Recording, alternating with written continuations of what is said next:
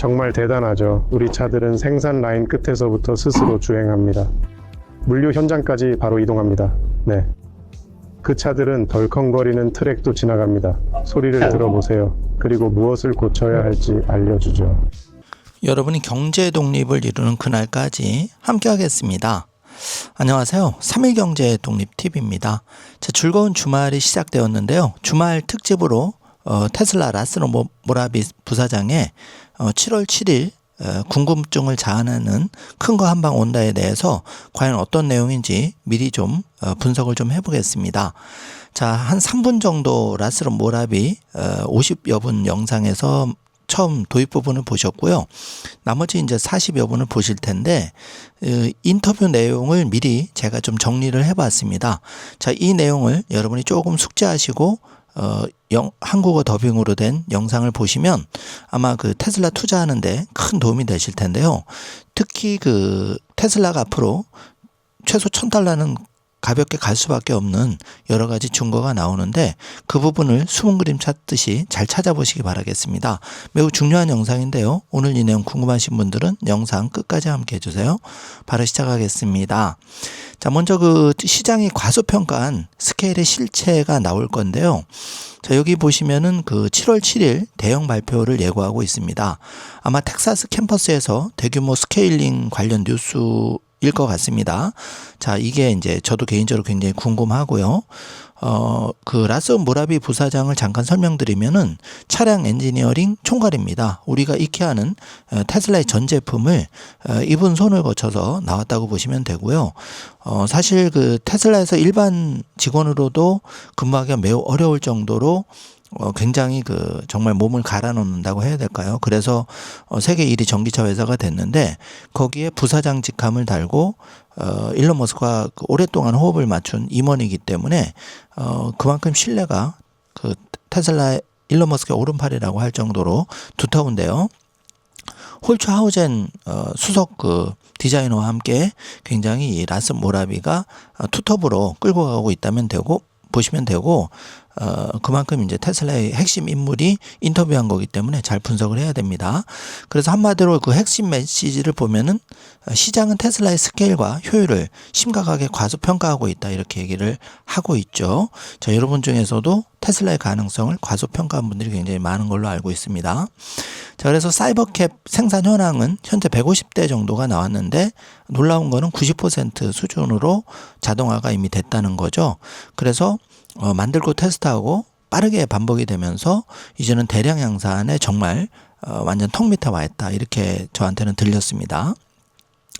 자, 그래서 그 사이버캡은 독자 플랫폼이고 수직 계열화가 완전히 된 제품인데 모라비 부사장은 이렇게 설명합니다. HDD에서 플래시로 빠르게 넘어왔죠. 초기에 원가가 비쌌지만 결국 HDD를 대체해서 플래시로 넘어왔듯이 이 사이버캡이 이동 시장에 그러니까 이제 사이버캡 택시 시장이나 기존의 그 우리가 내연기관 차에 혁명을 일으킬 수 있다는 거죠. 왜냐하면 이제 사이버캡의 차별점은 더 싸고 안전하게 신뢰성 높고 효율적으로 생산이 되는 거고 이 제조 방식도 이제 기가 캐스팅 공법으로 한 번에 이제 찍어내면서 $20,000대 그런 차가 이제 나오는 거죠. 그리고 이 테슬라가 만든 그 무엇보다 많이 생산할 플랫폼이라고 강조를 합니다. 그래서 이걸 통해서 인류의 이동 방식 자체를 바꾸는 것이 목표라고 하고 있죠. 그래서 사이버캡 정말 뭐 대단한 어떻게 보면 하나의 전환점이 될 것 같고요. 테슬라 주가에도. 그래서 라스 모라비 부사장은 제조가 곧 해자라고 강조하고 있는데 이게 좀 고개를 갸우뚱하시는 분도 있을 수 있지만 테슬라는 결국은 뭐 우버라든지 웨이모에 비해서는 이 사이버캡 바디 자체가 그 테슬라 측에서 이제 바로 대량 양산이 되는 거고 한마디로 그것도 저가에 그러면서 여기에 들어가는 두뇌도 직접 만드는 거죠. 그러나 웨이모나 그 우버 같은 경우에는 그렇지 않죠. 그 하드웨어를 다른 데서 가져오다 보니까 이제 대당 뭐 2억 원 뭐 이런데 이 사이버캡은 대당 가격이 이제 $20,000, $30,000 수준이니까 그 차이가 이제 10분의 1로 줄어드는 거고요. 자, 그리고 이제 한 몸이 된 조직 엔지니어가 리드를 하고 있다. 그러면서 무엇보다도 빠른 의사결정이 중요하다고 얘기를 하고 있습니다. 그리고 공장 속 AI 활용에 대해서는 직접 이상을 감지해서 그 소리만 듣고도 이상을 감지해서 자체 보고할 정도로 그렇게 AI가 이제 활성화되어 있다는 거죠. 저도 이 부분이 좀 놀라웠는데 뭐 이거는 좀 더 지켜보면 더 우리가 깜짝 놀란 소식이 나올 것 같고요. 그만큼 우리가 생각하는 것보다 이 사이버 캡 공장 속의 AI 활용도는 상당히 높다는 걸 얘기하고 있습니다. 그리고 옵티머스 생산 램프에 대해서는 현재 모델 S와 X 라인의 정리 후에 옵티머스 생산으로 빠르게 전환이 되고 있는데 앞으로 40개 이상 라인이 추가 예정이라고 하고요. 앞으로 그 변경이 많을 것을 예상해서 모듈형 생산으로 설계를 했다고 합니다. 그래서 차보다 작아서 2, 3일 내 전원, 약 일주일 내 가동 목표를 하고 있다고 얘기를 하고 있고요. 자, 옵티머스가 이기는 3대 강점에 대해서는 스케일 제조, 액추에이터 모터, 실세계 AI 이 세 개가 의자다리 셋이면 충분하다. 라스모라비가 이런 비유를 하면서 잘 설명을 해주고 있습니다. 영상에서 꼭 확인해 보시기 바라고요. 한마디로 그 수직 계열화 그리고 스페이스X의 시너지가 난다고 강조하면서 이 사이버캡의 스타링크 탑재를 검토하고 있고 스타쉽의 테슬라 드라이브 유닛을 사용하고 있다고 합니다. 그래서 하나의 회사는 아니어도 하나의 사고방식으로 움직이고 있다. 그러면서 시너지를 강조했고요. 한마디로 정리하면 5년 뒤 가장 놀랄 테슬라 때문에 세상에 퍼질 실세계 AI 규모를 우리가 조금 가늠해 볼 수 있는 그런 라스 모라비 일론 머스크의 오른팔이라고 할 수 있겠죠. 실질적인 테슬라 전기차 총괄의 부사장의 인터뷰 내용을 번역을 해보았는데요. 제가 느끼기에는 스케일을 지배하는 자가 미래 이동을 가져간다고 한마디로 정리를 하겠습니다. 그러니까 우리가 싸고 안전하면서 가장 빠르게 생산되는 게 이제 사이버캡이 될 확률이 높고 그거를 라스 모라비 테슬라의 전기차 총괄 부사장이 직접 설명하고 있는 건데요. 시원하게 맥주를 마시면서 이렇게 좀 그 한마디로 저는 이 라스 모라비 사장 인상을 딱 봐도 굉장히 선하게 생긴 분이잖아요. 그리고 이제 뭐 이건 호불호가 다르겠지만은 이웃집 아저씨 같이 그런 분이 나와서 이렇게 맥주 한잔 시원하게 하면서 허심탄회하게 얘기하는 거 보니까 이 테슬라의 7월 7일 그 발표 내용이 어떻든 간에 분명히 좋은 내용일 거는 틀림없을 것 같고 이게 이제 사이버캡이 정말 규제를 뚫고 도로에 지난 시간에 한번 말씀드렸지만 뭐 만 대에서 한 뭐 10만 대 정도만 나와도 테슬라 주가는 선점 효과 때문에 $1,000달러를 향해서 시원하게 질주를 할 것으로 개인적으로는 생각을 하고 있습니다. 자, 이 영상은 제가 어제 그 멤버십 회원에 먼저 선공개를 해드렸고 오늘 상세한 설명을 덧붙여서 일반 회원에게 공개를 하는데요. 자, 그 풀 영상 시청하기 전에 우측 하단에 붉은색 구독 버튼 안 누르신 분들은 눌러주시고 또 커피 한 잔 멤버십이 가능하신 분들은 멤버십 신청해 놓으시면 정말 이거 50분 번역하기가 보통 일이 아닌데요. 번역을 해서 이런 영상만 이제 여러분이 짜투리 시간에 잘 들으셔도 투자에 굉장히 경제 독립하는 데 있어서 많은 도움이 될 것 같습니다. 뭐 한 달에 커피 한 잔 정도니까요. 형편 되시는 분들은 멤버십도 많이 가입해 주시길 바라겠습니다. 자, 그리고 지금 영상 한국어 더빙 다 들으시고 혹시 영어 공부를 또 희망하시는 분도 있으셔서 오리지널 번역전 영상 풀 버전도 같이 붙여드릴 테니까 영어 공부하시는데도 도움이 되실 것 같습니다. 자, 즐거운 주말인데요. 금요일은 장이 쉬었죠. 다음 주 또 좋은 테슬라의 모습을 기대하면서 저는 이만 마치도록 하겠습니다. 즐거운 주말 보내세요. 영상 시청해 주셔서 감사합니다. 이어지는 영상 정주행 부탁드리겠습니다. 감사합니다. 우린 이걸 완전 자율정치합니다. 좋네요. 네. 왜 안 되죠? 왜 안 되죠? 정말 멋지네요. 이 모든 것들이 서로 대화하지만 생각은 안 했죠. 이제는 서로 생각합니다. 하류에서 이런 일이 생기면 상류에서 바뀐다고 말이죠. 공차와 정의 측면에서 말입니다. 차체 맞춤처럼요. 우리는 생산 라인 끝에서 모든 차를 스캔합니다. 즉시 차체팀이 기준을 바꿔야 한다고 말하죠. 아시죠? 이틀 전에 JD 파워에서 발표한 걸 봤는데 우리가 3위였어요. 그리고 오늘. 제 생각에는 우리 때문에 여러분 주변에 존재하게 될 실제 인공지능은 정말 놀라울 겁니다. 좋습니다. 다음 주 화요일에 텍사스 캠퍼스에서 일어날 멋진 소식이 있을 텐데 지금은 말할 수 없지만 테슬라 차량 엔지니어링 부사장이며 일론 머스크의 비전을 실제 제품으로 바꾸는 핵심 인물인 라스 모라비를 모셨습니다. 라스는 사이버캡과 옵티머스 뒤에서 실제로 무슨 일이 벌어지고 있는지 공유합니다. 또한 그는 테슬라의 인공지능 활용 사례를 제시하며 사람들이 테슬라가 준비 중인 규모를 과소평가하는 이유를 설명합니다. 그는 또한 7월 7일 화요일에 대규모 확장에 관한 중요한 발표가 있을 것이라고 말했습니다. 전 포춘 100대 기업 공급망 임원이었던 제프 루츠가 함께합니다.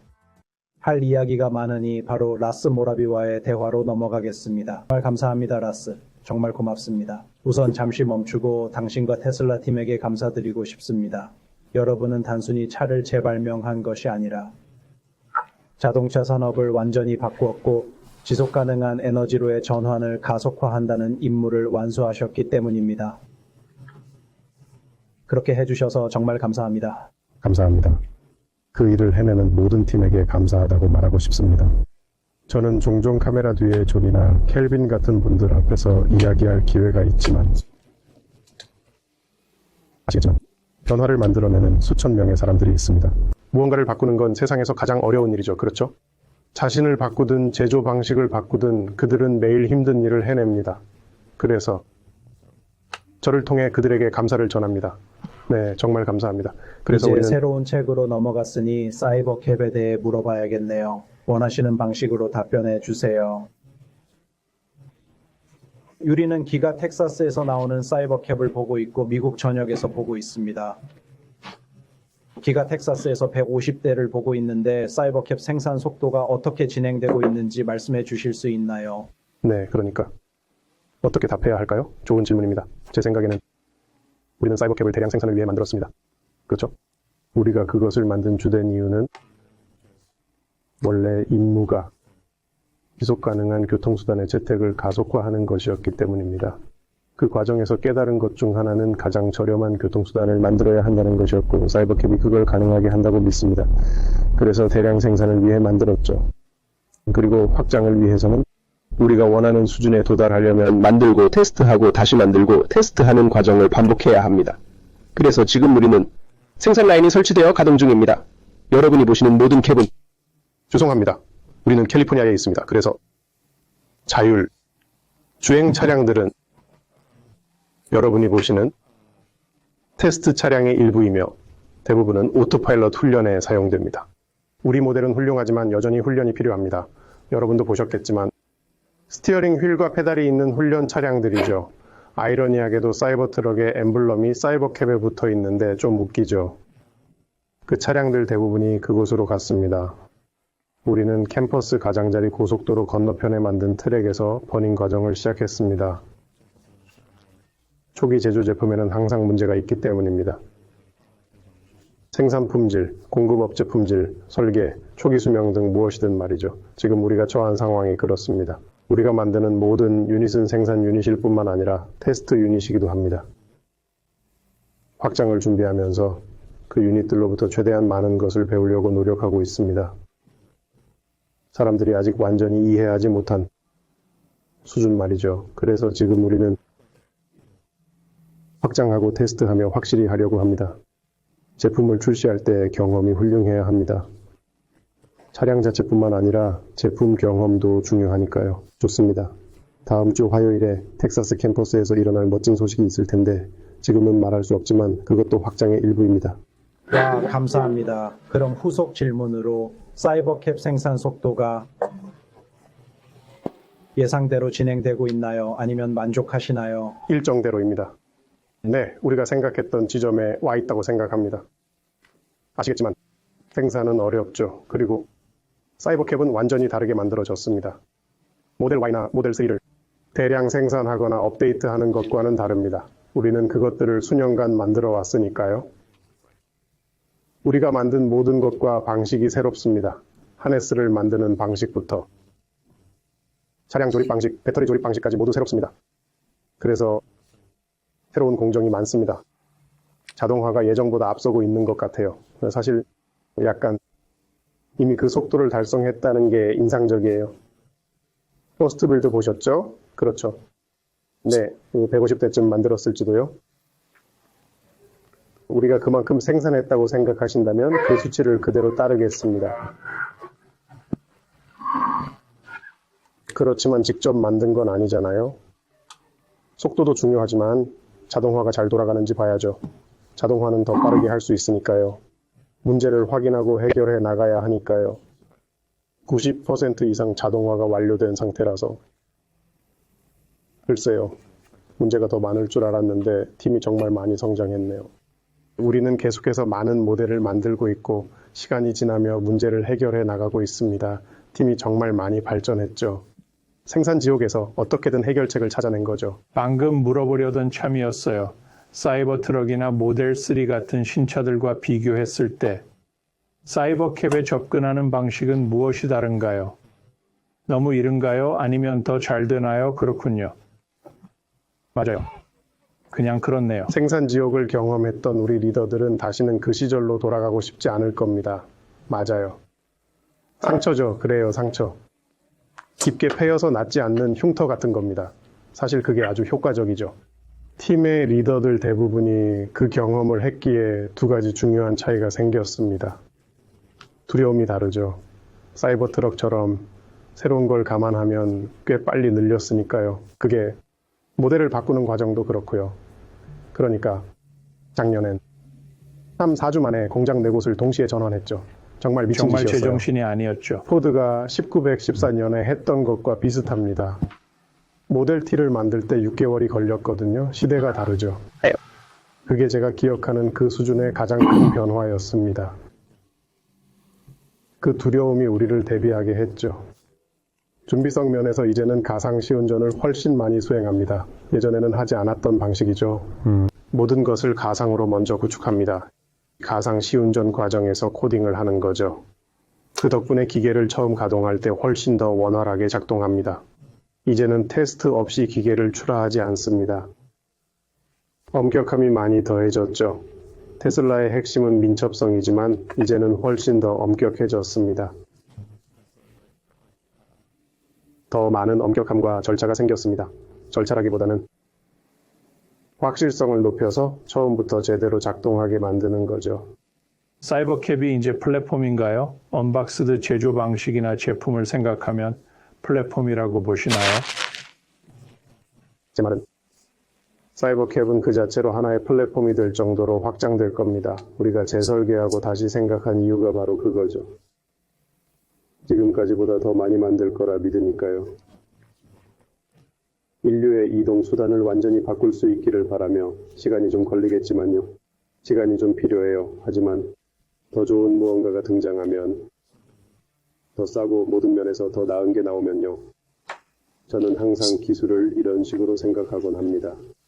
시간에 따른 혁신이죠. 이 분야에 있었으니 이해하실 거예요. 아이러니하게 시게이트가 저기 있네요.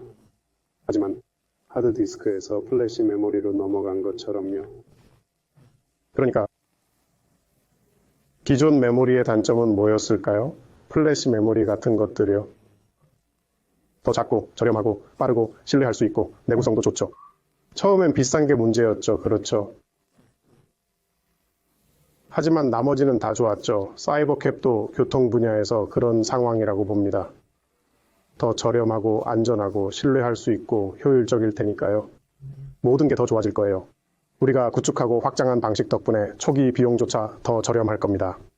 하드디스크가 거의 완전히 사라지는데 15년 정도 걸렸죠. 여전히 소규모로 존재하긴 하지만요. 어떤 노트북이나 데스크톱을 하드디스크 없이 살 수 있나요? 이제는 못 사죠. 솔리드 스테이트 메모리가 있으니까요. 교통도 어느 정도 그렇게 될 겁니다. 플랫폼을 바꿔야 했죠. 그래서 플랫폼이냐고요? 물론이죠. 하지만 그 자체로 하나의 플랫폼입니다. 다른 차량을 만들지는 여부에 대해서는 크게 달려있죠. 사람들이 자율주행 차량을 얼마나 받아들이느냐에 따라 달라질 겁니다. 네. 말이 맞네요. 되네요. 네, 정말 말이 되네요. 다들 수고했어요. 보신 것 중에서요. 제가 본 건 사이버캡을 처음 본 사람인데 이제 미국 전역에 사이버캡이 돌아다니니 사람들이 이게 뭐냐고 묻기 시작하더군요. 저게 뭐지? 우리는 이걸 면밀히 연구하면서 정말 믿을 수 없을 정도로 효율적인 차량이라고 감탄하고 있죠. 완전히 과소평가되고 있는 부분이 있나요? 사람들이 잘 모르는 것들 말이죠. 사이버캡에 대해 당신이 했지만 아직 사람들이 깨닫지 못한 것이 있나요? 당신이 그 단어를 말했지만 아마 제대로 저처럼 느끼진 못할 거예요. 효율성입니다. 마일당 와트시 같은 효율성이 아니라 그건 괜찮지만요. 정말 대단합니다. 하지만 원자재가 들어와서 차량이 완성되어 나가는 전체 과정의 효율성이 핵심이죠. 비용 면에서 생각해보면요. 그렇죠. 자율주행차의 미래에서 가장 중요한 건 무엇일까요? 바로 마일당 비용이나 총 소유 비용입니다. 제대로 만들기 위해선 사이버캡처럼 효율적인 무언가를 만들려면 처음부터 백지 상태에서 시작해야 하죠. 또 다른 경쟁사 중 죽스는 이해하는 것 같아요. 그들은 백지에서 시작했으니까요. 웨모는 차를 사서 그 위에 컴퓨팅 장비를 얹는 방식인데 그건 효율적이지 않을 겁니다. 하지만 제가 읽어본 바로는 아크나 웰스파고의 비즈니스 전망을 보면 그들은 자율주행차의 효율성을 제대로 이해하지 못하고 있는 것 같습니다. 그들은 아마 어떤 운영 비용을 보고 깜짝 놀랄 텐데 저는 그게 핵심이라고 생각합니다. 왜냐하면 그건 차를 만드는 초기 자본에서 시작되니까요. 모든 부분, 차에 투입되는 모든 에너지와 그 운영 방식까지 전부 다 포함해서요. 충전과 재충전, 슈퍼차징의 낭비까지 고려해야 합니다. 그 제품에서 이미 고려된 부분이죠. 다른 누구도 그렇게 할 수는 없을 겁니다. 그런 모든 것을 내재화하지 못했으니까요. 우리는 금속, 인got, 펠릿 같은 원자재부터 시작해서 모든 것을 직접 만듭니다. 지구의 모래를 차량으로 바꾸는 일을 우리 공장에서 직접 합니다. 컴퓨팅과 소프트웨어, 충전과 서비스까지 우리가 직접 소유합니다. 테슬라의 전략을 다시 쓴다면 우리가 이 아이디어를 오래전부터 가졌다고 볼 겁니다. 저는 계속해서 반복해 말해왔습니다. 10년 전에 이미 알고 있었나요? 아니면 운이 좋았던 건가요? 아니요, 일론은 2014년부터 우리를 독려했습니다. 그래서 우리는 이 일을 해낼 준비를 갖추기 위해 수년간 많은 계획을 세워왔습니다. 질문에 대한 답이 된 것 같군요. 과소평가된 것은 효율성과 이 제품이 보여줄 엄청난 규모의 생산량입니다. 사이버캡 생산 라인을 둘러볼 때 그걸 라인이라고 부르나요? 언박스 모델이군요. 공장을 글쎄요. 걸으면서 정말 자랑스럽거나 여러분이 특별하게 해냈다고 생각하는 부분이 있나요? 솔직히 말씀드리면 이건 마치 뻔한 대답이지만 저는 이 일을 해낸 사람들이 가장 자랑스럽습니다. 알다시피 우리는 그렸죠. 화이트보드에 5년 전쯤에 우리가 어떻게 만들지 생각하며 그렸습니다. 다들 말도 안 된다고 했죠. 말도 안 된다고. 라인이 라인에 공급하는 방식이라니. 한쪽으로 자재가 들어가고 차가 나오는데 최종 라인은 20에서 25셀 뿐입니다. 보통 최종 조립 라인은 200셀 정도입니다. 네. 그래서 제곱미터당 생산량이 정말 엄청납니다. 그게 아이디어나 개념은 가질 수 있지만 시간이 걸립니다. 어느 정도의 사람들의 믿음이 필요합니다. 실제로 해내려면 그런 믿음이 필요합니다. 전화일론부터 기계를 만든 사람들까지의 믿음이요. 그런 것을 만들면서 성공할 거라 생각하지 않을 수는 없죠. 네. 여러분은 성공을 믿어야 합니다. 그들을 풀어줘야 합니다. 그렇지 않으면 안 되니까요. 그래서 걸으면서 이 사람들이 성공을 믿었다는 게 믿기지 않았습니다. 스튜디오 팀이 엔지니어들에게 자유를 주어 일을 해내게 만든 점이 정말 자랑스럽습니다. 프란츠의 팀과 함께 일하는 것은 제 커리어에서 가장 보람찬 부분 중 하나였죠. 우리는 잘 협력했습니다. 특히 사이버캡을 보면 모를 겁니다. 팀들이 협력하는 방식 덕분에 우리가 바꾼 모든 것들을요. 제조를 위해 양보해준 디자인팀이 자랑스럽습니다. 그리고 제조팀도요. 그들은 한 발 물러서서 원하는 대로 만들겠다고 했죠. 장비를 만든 자동화 그룹과 공급업체들, 그리고 사람들을 설득해준 공급망팀이 자랑스럽습니다. 흔치 않은 부품을 제공하도록 말이죠. 정말입니다. 공장에 들어설 때마다 현실로 만든 게 믿기지 않아요. 그게 제가 생각하는 바입니다. 정말 대단하네요. 사이버캡이 곧 출시될 텐데 가격이 낮습니다. 3만 달러나 그 이하일 수도 있겠죠. 발표할 가격은 모르겠네요. 배터리 효율도 좋고 자동화에 대해서도 말씀하셨는데 아직 개선할 여지가 있는 분야가 있나요? 물론입니다. 모든 항상 것이 항상 그렇습니다. 몇 년 안에 가격을 더 낮출 수 있을지 궁금하네요. 몇 년 뒤 배터리는 대단해질 겁니다. 네, 제 생각엔 차량 효율성을 더 높일 여지가 남아있다고 봅니다. 10에서 15% 정도 줄이는 게 좋은 목표겠죠. 어느 시점에는 말해야 하니까요. 효율성 선물을 주는 걸로 유명하시죠? 지금 마시고 있네요. 네, 그래서 여기 우연히 가지고 있습니다. 하지만, 네, 저는 질량 효율성에 정말 큰 열정을 가지고 있습니다. 부품에서 1g을 줄이거나 와트시를 줄이는 건 보상 없는 일이죠. 차에서요, 맞죠? 네, 와, 전체 경제성 스타에게 미치는 영향을 보면 정말 놀랍습니다. 스택박스까지도요. 정말 놀랍습니다. 제 생각에 앞으로 개선될 부분은 고객 경험입니다. 우리는 최선을 다했습니다. 사람들이 할 일을 이해하면서요. 운전할 필요가 없을 때 자율주행차에서 무엇을 할지 말이죠. 네, 자율주행차 운행 경험을 통해 그렇게 했습니다. 생각은 했지만 저희가 정말 하는지 모르겠네요. 그렇죠.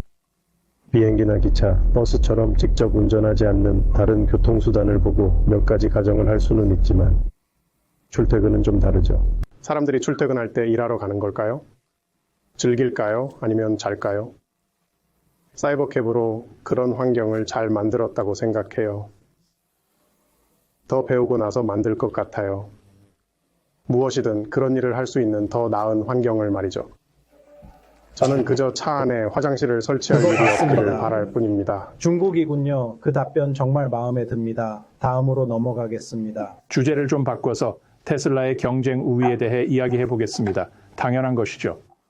전 상하이 리더였던 송간이 남긴 인용구가 하나 있습니다. 네, 좋았죠. 그가 그립네요. 우리는 좋은 친구였어요. 중국에 갈 때마다 공장에서 시간을 보냈고 그는 항상 먼저 인사해줬죠. 그는 현재 경쟁사에 있는데 아주 간단한 명언을 남겼습니다. 테슬라의 경쟁 우위는 바로 제조라는 것이죠. 저는 항상 그렇게 봅니다. 엔지니어링과 제조가 합쳐진 하나의 세계죠. 함께 말이죠. 하나의 네. 세계입니다. 하나의 세계죠. 어떻게 하죠? 제 생각에는 그가 옳다고 생각합니다. 앞서 말했듯이 그와 저는 좋은 관계였고 그게 그의 말에 많은 의미를 담고 있다고 생각합니다.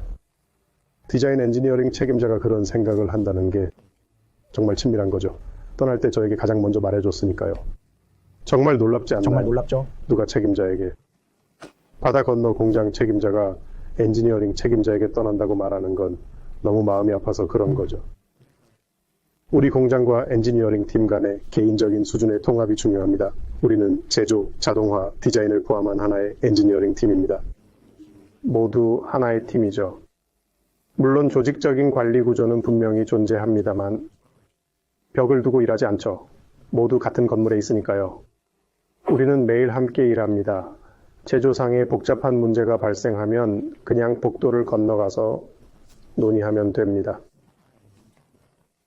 제가 예전 직장에 있었을 때는 솔직히 말씀드리면 저는 몇몇 사람들은 알았지만 제조 장비 공정 엔지니어들은 기억나지만 저는 항상 공정 후반부에 투입되었습니다. 디자인이 끝나고 검증이 완료된 후 공장으로 넘어가기 직전에야 우리를 불렀죠. 그렇게 늦게 불렀다는 게 믿기지 않았습니다. 쉬워 보이지만 실제로는 거의 이루어지지 않는 일입니다. 긴밀하게 통합된 곳이 많지 그럴까요? 않거든요. 잘 모르겠네요. 말하기 어렵지만 문화적인 문제라고 생각합니다. 위에서부터 내려오는 문화죠. 복잡성과도 관련이 있죠. 이 제품들은 반복적이지 않아요. 매우 복잡합니다. 고도로 통합된 환경이 아니라면 지금과 같은 결과를 얻을 수 없다고 확신합니다. 불가능하다고 봅니다. 맞아요. 위에서부터 내려오는 거죠. 일론이 시키는 겁니다. 그가 여러분은 모두 제조 엔지니어입니다. 라고 말하는 회의에 정말 많이 참석했죠. 저는 우린 모두 엔지니어라고 생각했고요. 제조든 디자인이든 뭐든요. 그런 관점에서는 확실히 위에서부터 내려오는 거죠. 하지만 로드스터와 모델 S를 위한 첫 배터리를 만들 때 아무도 만드는 법을 몰랐기 때문에 디자인 엔지니어가 함께 있어야 했습니다. 상자에서 셀을 꺼내 밴돌리어에 담는 기계를 살 수 있는 상황이 아니었거든요. 당시엔 밴돌리어도 없었지만요. 그 픽앤플레이스 기계들은 정말 독특했죠. 이것이 다음 질문으로 이어집니다. 베이 지역의 다른 기술 기업들은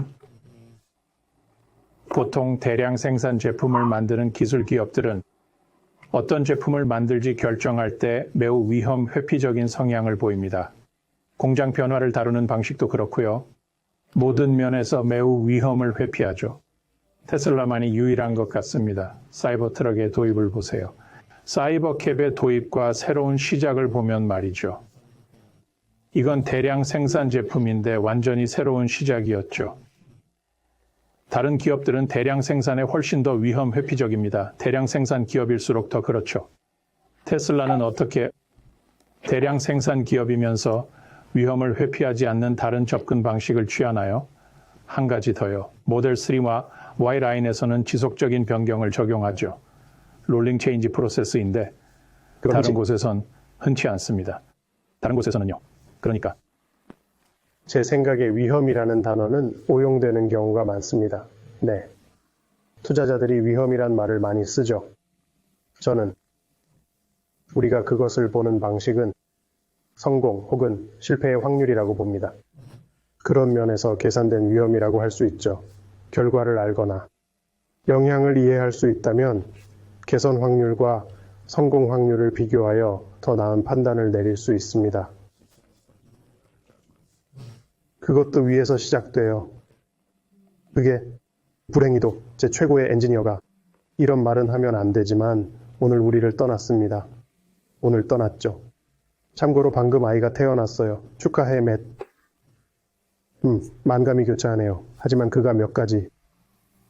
그는 복잡한 문제를 2, 3분 안에 명쾌하게 설명해 줄 수 있는 리더십 팀이 존재한다고 생각하지 않는 듯합니다. 2, 3분 정도면 충분하죠. 선택지를 주고 합리적인 방향을 얻습니다. 그리고 실행합니다. 우리가 늘 그렇게 승진시켜 왔으니까요. 제 상사부터 시작되죠. 엔지니어와 리드 엔지니어들이죠. 저는 경영학 석사 학위가 없거든요. 재무 관련 수업을 들어본 적도 없고요. 경제학 강의는 하나 정도 들었을 수도 있겠군요. 2개 들었죠? 아니 3개였을 3개였나요? 겁니다. 하지만 그건 의사결정을 내리는 책임자들이 당신이 말한 위험을 감수할지 여부를 충분히 이해하고 있다는 뜻이죠. 어디에나 존재하는 건 아니죠. 우리는 수많은 관리자층을 두지 않으니까요. 프로그램 매니저와 매니저들이요. 제품 매니저. 매니저나 그 어떤 명칭을 붙이든 상관없습니다. 있잖아요. 또 다른 사람의 이야기를 해볼까요? 그는 차량 동역학 팀 엔지니어인데 질량과 배분 할당 같은 업무를 담당하고 있습니다. 좋은 관성을 유지하게 하는 거죠. 차량의 관성 말입니다. 말 그대로 관성이요. 얼마 전 실비오가 펌웨어와 관련해 사람들을 도울 수 있는 아이디어가 있다며 메모를 보냈습니다. FSD 사용법을 이웃들이 묻곤 하거든요. 20분 내에 실비오와 제가 각기 다른 의견을 보냈고 저는 그 말을 한 뒤에 생각했습니다. 세상 어디에서? 세상 어디에서요? 엔지니어가 이메일을 보내나요? 부사장 2명에게요? 그런데 그들은 고맙다는 말 대신 답장을 보내왔죠. 그들은 최신 FSD 통계 페이지에 그 아이디어를 반영했고 다음 버전에도 넣겠다고 했습니다. 그러니까 그런 수평적 통합 수준과 서번트 리더십은 테슬라에서 종종 오해를 받곤 합니다. 그리고 또한 말이죠.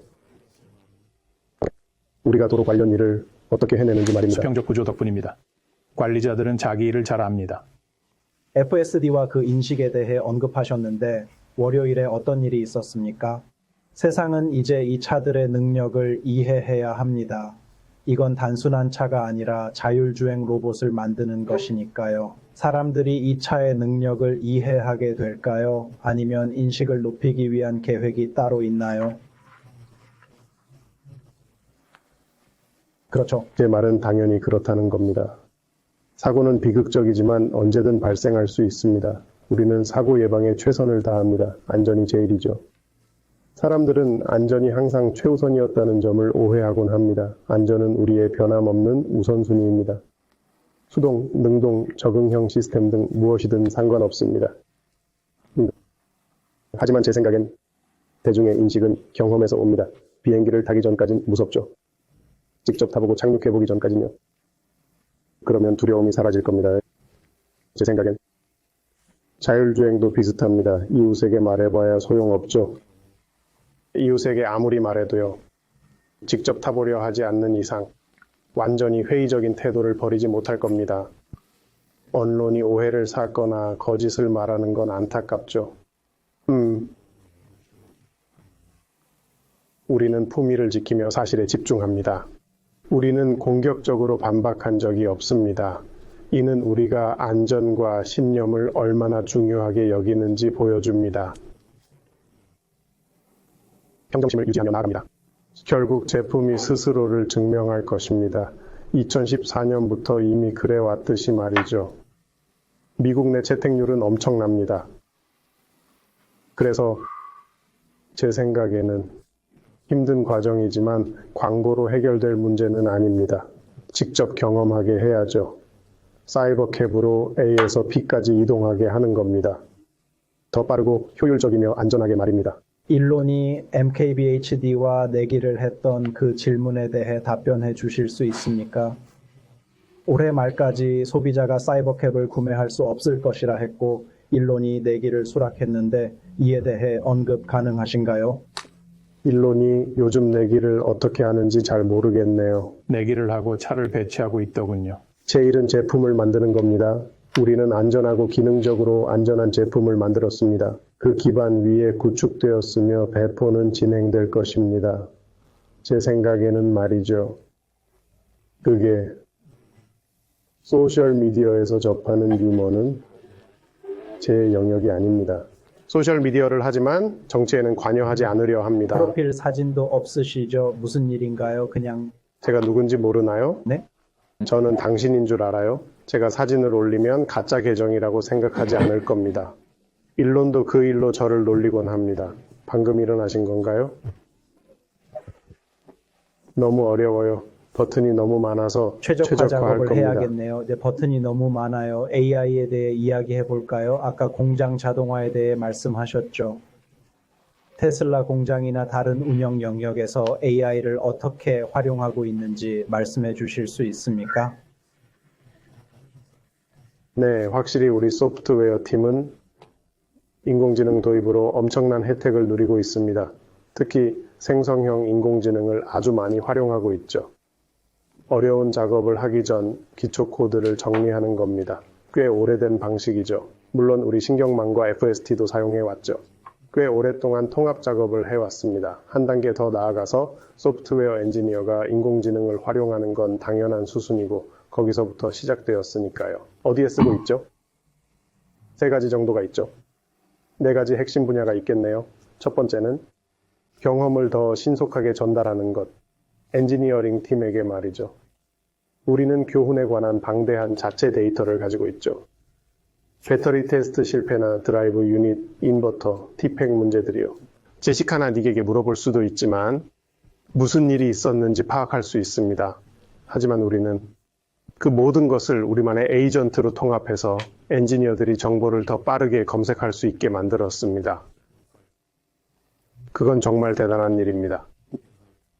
제가 젊은 엔지니어였을 때는 그런 정보를 얻기가 훨씬 더 어려웠습니다. 도서관에 직접 가야 했죠. 오렌지 파일룸이라고 불렀던 곳입니다. 파일이 다 오렌지색이라 종이를 꺼내 마이크로피시 아래에 넣어야 했어요. 거기 교훈들이 있었죠. 그게 첫 번째죠. 정보가 이용 가능하다는 건 시대의 흐름이라고 봅니다. 우린 그걸 빨리 해냈고 사람들이 항상 써요. 엔지니어와 공급망팀 모두에게 도움이 되죠. 그게 첫 번째 핵심 방법입니다. 다른 하나는 장비 자동화 핵심 성과 지표에 관한 것입니다. 이상 징후 탐지나 추세 분석 측면에서 말입니다. 물론 우리에게는 핵심 성과 지표와 핵심 공정 지표가 있고 모든 것의 통계적 공정 관리 차트가 있죠. 항상 지켜봅니다. 빅데이터 이상 징후 탐지는 오래전부터 했지만 가끔은 규격 한계가 문제가 아닐 때가 있죠. 맞아요. 때로는 작은 추세 변화나 이동이 문제죠. 아니면 두 가지가 겹치는 경우죠. 이런 일과 저런 일이 발생한 거죠. 그래서 우리는 그게 왜 칭찬하고 싶죠? 지미의 팀에게 감사해요. 지미는 정말 훌륭합니다. 지미의 팀인 제조 부문의 품질 데이터 팀은 도구 통합을 위해 많은 일을 합니다. 토크 트레이스를 확인하고 이상 징후를 점검합니다. 나사산이 어긋나는 건 쉬운 문제지만 가끔은 말씀하신 대로 여러 사건이 겹쳐 문제를 일으키기도 하죠. 그래서 이미 많이 구현했습니다. 인공지능을 활용한 이상 징후 탐지 검색 말입니다. 그리고 또 다른 하나는 시스템을 연결하는 것이죠. 제조 운영 시스템이 있기 때문이죠. 토크 데이터베이스와 기본 제어 시스템이 있는데 이들은 서로 통신하죠. 하지만 소통은 안 했죠. 이제는 소통하며 상류 공정 변화가 하류에 미치는 영향을 파악합니다. 공차와 정의 측면에서요. 차체 조립은 라인 끝에서 모든 차를 스캔합니다. 그러면 차체 팀은 즉시 표준을 변경해야 한다는 것을 알게 됩니다. 이틀 전에 JD 파워 결과가 나왔는데 우리가 3위였어요. 인공지능을 보니 대단하더군요. 물론 인공지능뿐만 아니라 많은 사람의 노력이 있었죠. 네. 필요한 사람에게 정보를 전달하는 것이 무엇보다 중요합니다. 공장에서 이를 실현했고 앞으로도 계속할 것입니다. 마지막으로 그거 좋네요. 정말 놀랍습니다. 제가 말씀드리는 건 결함을 방지하는 측면에서 최고 수준이라는 것이죠. 비용 구조를 앞단계로 옮겨서 결함을 제거하는 겁니다. 나중에 수정하려면 훨씬 더 어렵고 비용도 많이 듭니다. 맞아요. 마지막으로 우리가 여전히 작업 중인 부분은 서비스와 최종 제품 측면입니다. 여기에 교훈들과 비슷하게 이런 상황도 있습니다. 허버트가 토론토에서 이걸 고쳤는데 베어링 문제였을 때 그는 수정해야 했습니다. 엑셀 너트의 예압을 베어링에 맞게 조정하는 작업이요. 하지만 샌디에이고의 제품은 몰랐어요. 이제는 알죠. 고객이 문제를 이야기할 때 이게 바로 그 문제입니다. 서비스 솔루션입니다. 이렇게 고쳤죠. 통합되어 서비스 시간이 줄고 있죠. 그래서 우리에게 인공지능은 엔지니어링 속도뿐만 아니라 정보 공유, 품질 및 혜택 측면에서도 큰 이점이었습니다. 앞으로도 계속 추진할 것입니다. 우리 팀이 더 많은 일을 할 수 있도록 힘을 실어주는 것이죠. 로보틱스나 사이버캡 같은 제품도 출시될 예정입니다. 물론 옵티머스도 있죠. 실제 세상의 인공지능을 노동시장에 도입하는 거죠. 듣기 좋네요. 여러분이 하는 일이 무엇인지 너무나 분명합니다. 테슬라는 제조 분야의 리더로 알려져 있고 인공지능 분야의 리더로도 유명하죠. 공유해 주셔서 감사합니다. 여러분이 정말로 다른 기업보다 더 통합되어 있다고 가정하죠. 멋진 질문 하나 해도 될까요? 네. 좋아요. 정말 멋진 점은 우리 차들이 라인 끝에서 스스로 주행한다는 겁니다. 물류 쪽으로 말이죠. 지금 당장은요. 네, 그들은 소음 트랙을 지나가며 소리를 듣고 기록한 뒤 무엇을 고쳐야 할지 알려줍니다. 오, 완전 자율청취라고 부릅니다. 멋지네요. 그런데 왜 안 되나요? 왜요?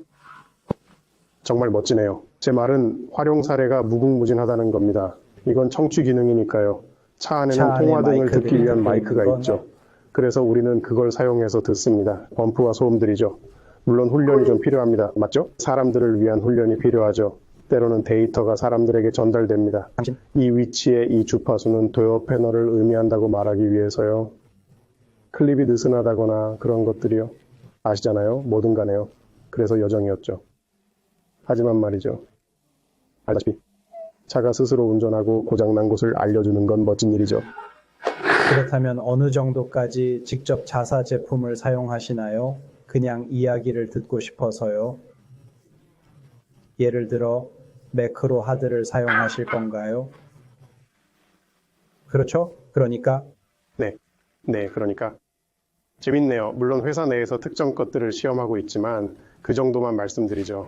네, 공평하네요. 공평해요. 제 요점은 회사 전반에 AI를 사용한다는 겁니다. 투자자로서 테슬라를 사랑하는 사람으로서 우리의 기대는 여러분이 제조와 제품 개선을 위해 실제로 어떻게 사용하는지에 대한 최첨단에 있다는 맞습니다. 것입니다.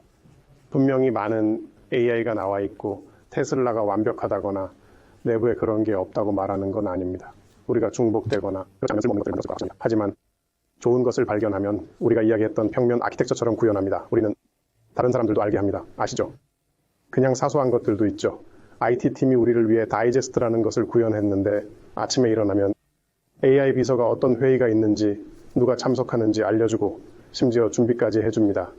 회의 전 읽어야 할 이메일을 여기 보여줍니다. 꽤 좋네요. 사소한 거지만 14만 명의 직원 모두를 위한 겁니다. 좋네요. 우리는 옵티머스와 물리적 AI에 대해 이야기해보죠. 물론이죠. 기대하고 계시다니 기쁘네요. 그것에 대해 매우 기대하고 있습니다. 사이버캡과 물리적 AI도 마찬가지죠. 네, 바퀴 달린 진정한 로봇입니다. 프리몬트 공장, 우리는 여기 프리몬트 공장 근처에 있습니다. 우리는 모델 S와 X에게 작별을 구했죠. 당신의 아이들이요. 이제 옵티머스 라인을 기대합니다. 그들은 10대니까 보내주세요. 끝났습니다. 우리는 옵티머스 생산으로 전환될 것으로 예상합니다. 옵티머스로의 완전한 전환까지 얼마나 남았는지 혹은 더 멀어졌는지 업데이트해 주실 수 있나요? 아니면 제 말은 분명히 우리는 끝났죠.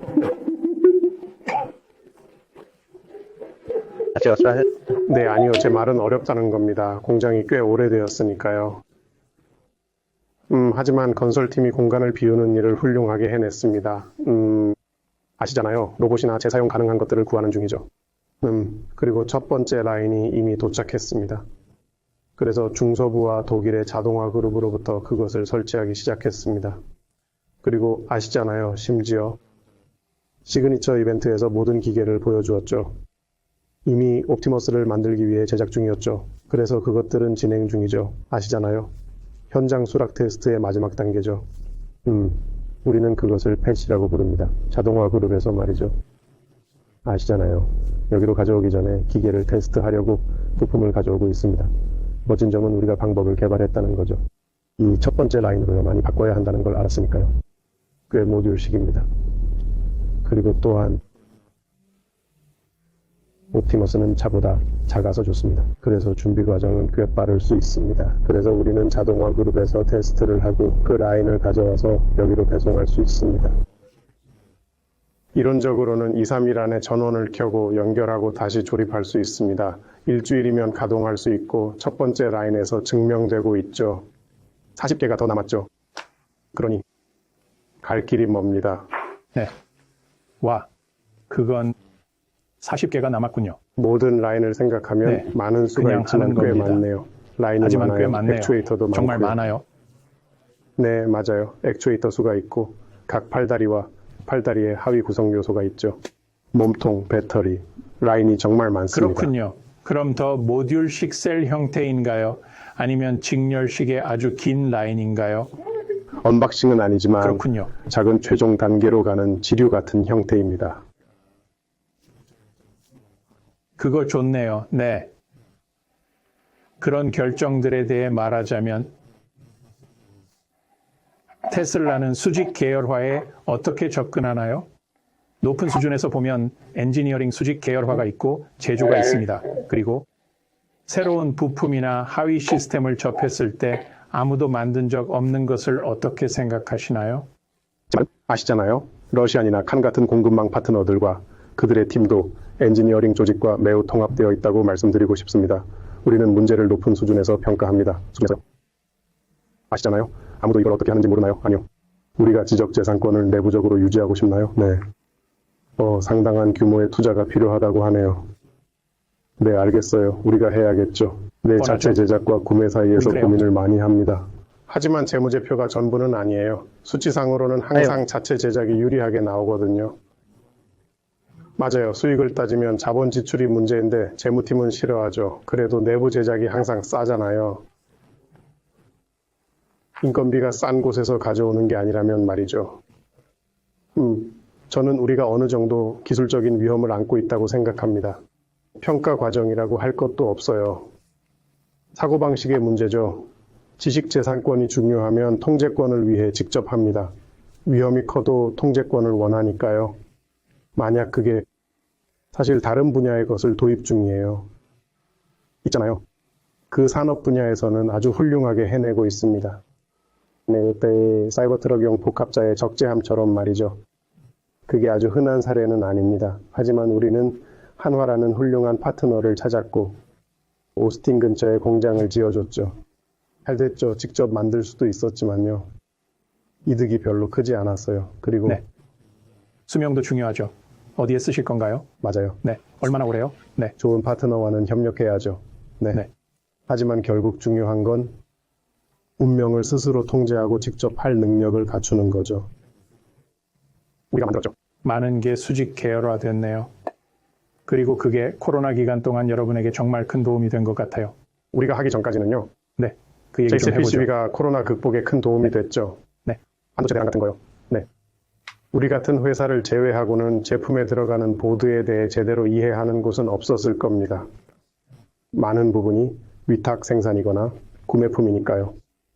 공급업체랑 통화하며 안 된다고 했던 기억이 나요. 2개 출력 ASI7 8개 출력으로 바꾸겠다고 했습니다. 어차피 우리는 8개만 사용하니까요. 그들은 당황했죠. 네, 맞습니다. 전화 한 통으로 전화상으로 바로 그렇게 처리했죠. 결정했고 8 입출력 부품은 재고가 충분해서 그걸 사용하기로 했습니다. 네, 그리고 바로 부품을 교체했습니다. 네, 그래서 그런 게 확실히 도움이 됐어요. 다시 말하지만 코로나 기간 동안 우리 공급망 팀은 정말 대단했습니다. 우리의 핵심 역량은 제조이고 공급망도 마찬가지입니다. 그때 보여준 유연함과 민첩함은 최고였죠. 제 입장에서 다시 한번 되돌아보면 재고 관리 방식이나 이런 재난 상황에서 어떻게 복구하는지 생산 라인의 빠른 제품 전환은 정말 이런 광경은 본 적이 없습니다. 많은 통계 지표에서도 잘 드러나죠. 우리의 공급망, 특히 상류 공급망은 정말 탁월합니다. 네, 그들은 정말 훌륭합니다. 미국 제조 지수만 살펴봐도 1위와 2위를 테슬라가 차지하고 있으니까요. 하지만 그건 수직 계열화의 증거라고 생각합니다. 3차, 4차 협력사까지 우리가 다 파악하고 있으니까요. 반드시 내부에서 직접 생산하는 것만이 아니라 현지화하고 생산 시설과 가까운 곳에 두는 것이 중요합니다. 맞아요.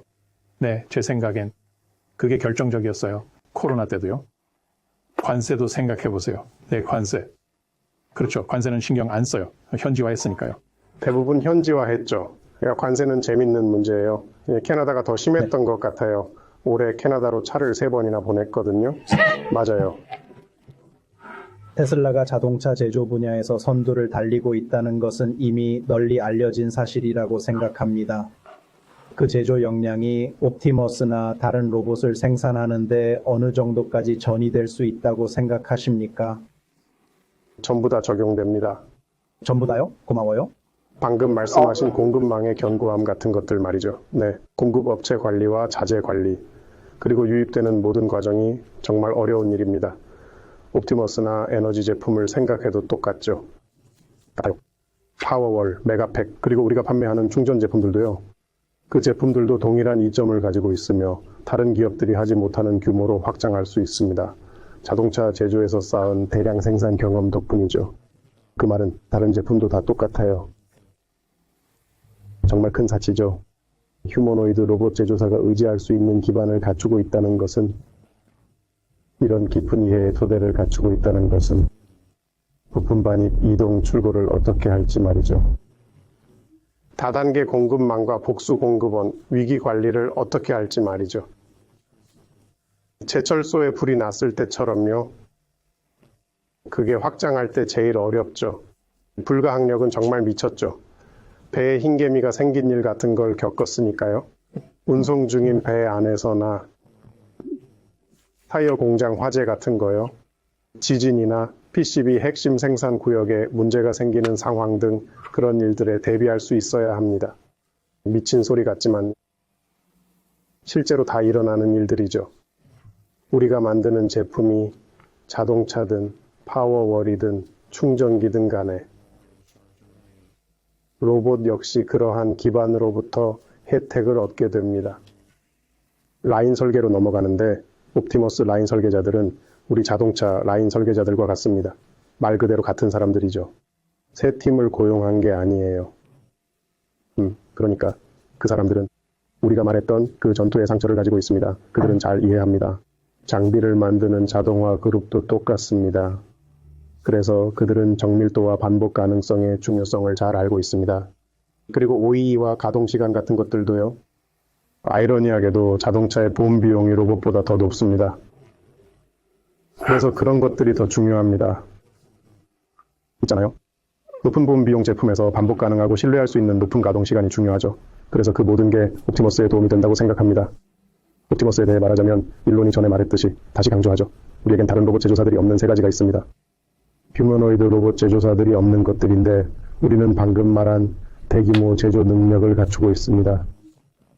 우리는 대량 생산 액추에이터 설계와 고출력 밀도, 전기 모터 기술이 있는데 다른 누구도 이걸 가지고 있지 않죠. 그리고 실세계 AI 구현 능력이 있죠. 그것이 우리가 설 세 가지 핵심 다리라고 봅니다. 의자 다리는 3개면 충분하니 아마 괜찮을 겁니다. 제가 들은 주장은 휴머노이드 로봇이 자동차보다는 소형 휴대폰 같은 소비자 가전에 더 가깝다는 것이었습니다. 그게 그들의 주장인데, 흥미롭네요. 처음 듣는 이야기예요. 제 말은 기능 안전을 한번 생각해 보세요. 우리 자동차는 말이죠.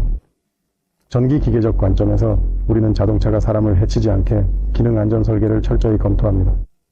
어떤 방식으로든요? 휴대폰은 그렇게 못하죠. 기능 안전이 없으니까요. 배터리 과열이나 충전 문제 정도는 있을지 몰라도요. 그렇죠. 하지만 그렇지는 않죠. 제 생각은 아니죠. 제 생각엔 훨씬 비슷해요. 차량과요. 기능 안전 설계와 제조 관점에서 말입니다. 규모와 생산량, 물건을 움직이는 측면에서 2차원 제품과 같습니다. 휴대폰은 3차원이지만 2차원으로 만들어지니까요. 그러군요. 몇 번 접히긴 하지만 그건 쉽죠. 픽앤플레이스는 고속이고 로봇은 다축 차원을 가지고 있는데 마치 서스펜션 같습니다. 그러니까 말이죠. 투자자들과 그런 분들을 존중하지만 그들이 라인을 본다면 아마 생각이 바뀔 겁니다. 좋은 답변이네요. 질문 더 해도 될까요? 네, 지금 몇 물론이죠. 시죠? 얼마나 더 해야 하는지 모르겠네요. 옵티머스에 대해 더 자세히 알고 싶습니다. 여러분은 항상 자동차를 바퀴 달린 로봇이라 부르셨죠. 일론이 무대에 오를 때마다 특히 테슬라 오너스 실리콘밸리 컨퍼런스에서 사람들은 모두 C3PO와 R2D2를 원한다고 말하곤 합니다. 그가 R2D2를 언급할 때 휴머노이드가 아닌 다른 형태라는 뜻이죠. 모든 형태가 될 것이라 예상해야 할까요? 자동차도 있고 로봇도 있죠. 지금은 수용성에 집중하고 있습니다. 스타워즈처럼 우리 세상에 로봇이 있는 건 아니니까요. 그들은 C3PO와 R2D2를 가지고 있었고 굴러다니는 공 같은 것도 있었죠. 이름이 기억 안 나네요. 네, BB8이요. 맞아요. BB8. 그리고 저는 우리 세상은 아직 그걸 받아들이지 않았죠. 일본 라운지에 있는 자동 맥주 따르기 기계조차도 사람들이 잘 모르겠다고 하거든요. 그래서 가장 중요한 것은 일론이 옵티머스 첫 버전에서 팀과 추진해온 것은 변형계 공명입니다. 그것은 우리 공간에 어울린다고 느껴져야 합니다. 그러면 사람들도 익숙해지겠죠. 자동차는 쉬웠죠. 이미 있었으니까요. 사람들이 받아들이기 쉽지만 일단 사람들이 익숙해지고 나면 직장에서 로봇을 사용하는 아이디어에 또는 가정에서 그러면 확장이 일어날 겁니다. R2D2의 세계로요. 하지만 C3PO로 시작하는 게 중요합니다. 있잖아요. 일리가 있네요. 스페이스X와 테슬라의 통합에 대해 말해보죠. 어떤 사람들은 뒤에 스타링크가 달린 사이버캡을 보기 시작했습니다. 그게 향후 설계의 일부인가요? 아시다시피 저는 빌, 마이크, 존과 많은 이야기를 나눕니다. 마치 수년 동안 우리가 한 회사라고는 안 하겠지만 확실히 우리는 하나입니다. 사고방식을 공유하고 있으니까요. 수년 동안 문제와 해결책을 공유해왔죠. 스타링크는 사이버캡을 위한 분명한 선택이라 생각합니다. 시골 지역 같은 곳에서 말입니다. 스페이스X가 스타링크를 만든 이유와 같죠. 그래서 말이 되고 우리가 탐구하는 이유입니다. 아마 미래에 확실히 보게 될 겁니다. 하지만 우리는 그들과 로드스터 작업도 하고 있고 제조 통합에 어려움이 있을 때마다 대화합니다. 우리는 제조 규모가 다르니까요. 분명히 스타링크는 대량 생산에 도달했고 테라팩을 갖추게 되었죠. 우리는 다시 공동 프로젝트를 합니다. 그리고 물론 스타쉽을 보면 이건 대량 생산 제품은 아니지만 그들은 우리 드라이브 유닛을 사용합니다. 그렇습니다. 바로 그거예요.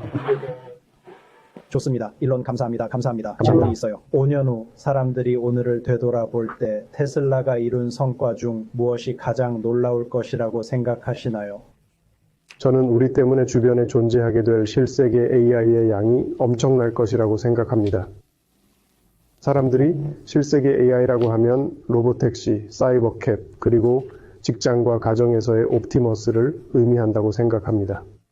그리고 우리가 계획 중인 다른 모든 것들도요. 현장에서 직접 일을 하다 보면 비전을 생각하기가 참 어렵죠. 하지만 한 발 물러서서 5년 전을 생각해보면 그때 우린 무엇을 가졌었나요? 그리고 지금 우린 어디에 있을까요? 5년 뒤엔 정말 미래에 살 것 같아요. 제슨 가족 같은 그런 미래요. 그리고 아니면 스타워즈요. 그런 건 없길 바래요. 전쟁 같은 상황들 말이죠. 다시 돌아가서 보면 스타 그 스타라는 네, 부분요. 스타 부분요. 이제 스타란 말은 잘 안 쓰지만요. 네, 괜찮아요. 그거죠. 감사합니다. Okay, so like Those are really cool. you know, our cars drive themselves from the end of line to to the logistics yard now. Yeah. They also go over the bump, squeak, and rattle track, listen to the noises, and document them back, and tell the people what to fix. Oh, We call it full self hearing. Nice. But like, why not? Why not? that is cool. All these things talk to each other, but they don't think to each other. And now they're thinking to each other. They're saying, hold on, like this is happening downstream and changes upstream. You know, that's in terms of tolerancing and definition. So like body fit, we scan all the cars at the end of the line. Then immediately the body guys know you need to go change on the standings. And then like so, you know, I just saw this This is- JD Power came out with this like 2 days ago. We're like number 3 in IQS now. I think the amount of real world AI that's going to be around you because of us is going to be mind blowing. All right, so in a week from Tuesday, there'll be some cool news about things happening on the campus of Texas, and I can't talk about it right now, but Today, we're joined by Lars Moravy, Tesla's Vice President of Vehicle Engineering, and one of the key people turning Elon Musk's vision into real products. Lars shares what's really happening behind the scenes on Cybercab and Optimus. Plus, he gives real examples of Tesla's use of AI and why he believes people are dramatically underestimating the scale Tesla's preparing for. He also said a major announcement is coming Tuesday, July 7th, around scaling big. Joining us is Jeff Lutz, a former Fortune 100 supply chain executive. There's a lot to unpack, so let's jump right into our conversation with Lars Moravy. Thank you so much, Lars. Appreciate this very much. First of all, I think it's a good time to just pause for a second and thank you and the Tesla team, because you guys didn't just reinvent the car, but you've completely changed the automotive industry. And you guys achieved the mission of accelerating the path to increasing sustainable energy. So thank you very much for doing that. I want to thanks for the appreciation. I want to say thanks to all the teams that do it, because like, you know, a lot of times I get in front of you people like yourselves, John and Kelvin behind the cameras, and you get to talk, but you know, there are thousands of people that make the change, and like the hardest thing in the world is to change something, right? Yeah. You know, change yourself, change of manufacturing, whatever. But like, they do the hard work day in and day out, you know, and so your thanks through me to them, very much appreciated. So we've definitely made a change to the new book now, in the new book. So I've got to ask you about the Cybercab, and if you can answer the way you want to answer this, but we are watching Cybercabs coming out of the Giga Texas. We're watching all over the United States. We're seeing 150 of them in Giga Texas. Can you tell us how is the production of the Cybercab ramp going? Yeah, I mean, how do I answer that? It's a good question. So I think, you know, we built Cybercab for scale, right? I think the reason we built it was primarily because, you know, part of the original mission was to, you know, accelerate the world's, you know, adoption of sustainable transport. And one of the things we realized along the way was to do that, we had to make the most affordable transportation possible. And we believe that Cybercab does that. And so it's built for scale. And in order to scale at the level we want, you have to build things and test them and build them again and test them and build them again and test them. So where we're at now, like the production lines are installed, like we're running them. All the cabs you see coming, or sorry, we're in California, so all the autonomous ride vehicles that you see coming are part of that test fleet, and like majority of them gone into training with Autopilot. You know, our models are great, but they still need to train. You've seen the training vehicles with the steering wheels and the pedals, ironically, just from Cybertruck. It's kind of funny, Cybertruck emblem and the Cybercab. But you know, so majority of them have gone there. We've just started the burn-in process on the burn-in track that we built, on the edge of the campus on the other side of the highway.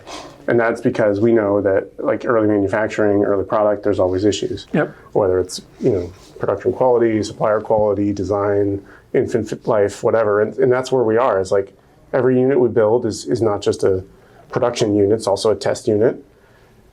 And we're trying to learn as much as we can from those as we get ready to scale, to levels that I don't think people really have fully absorbed yet.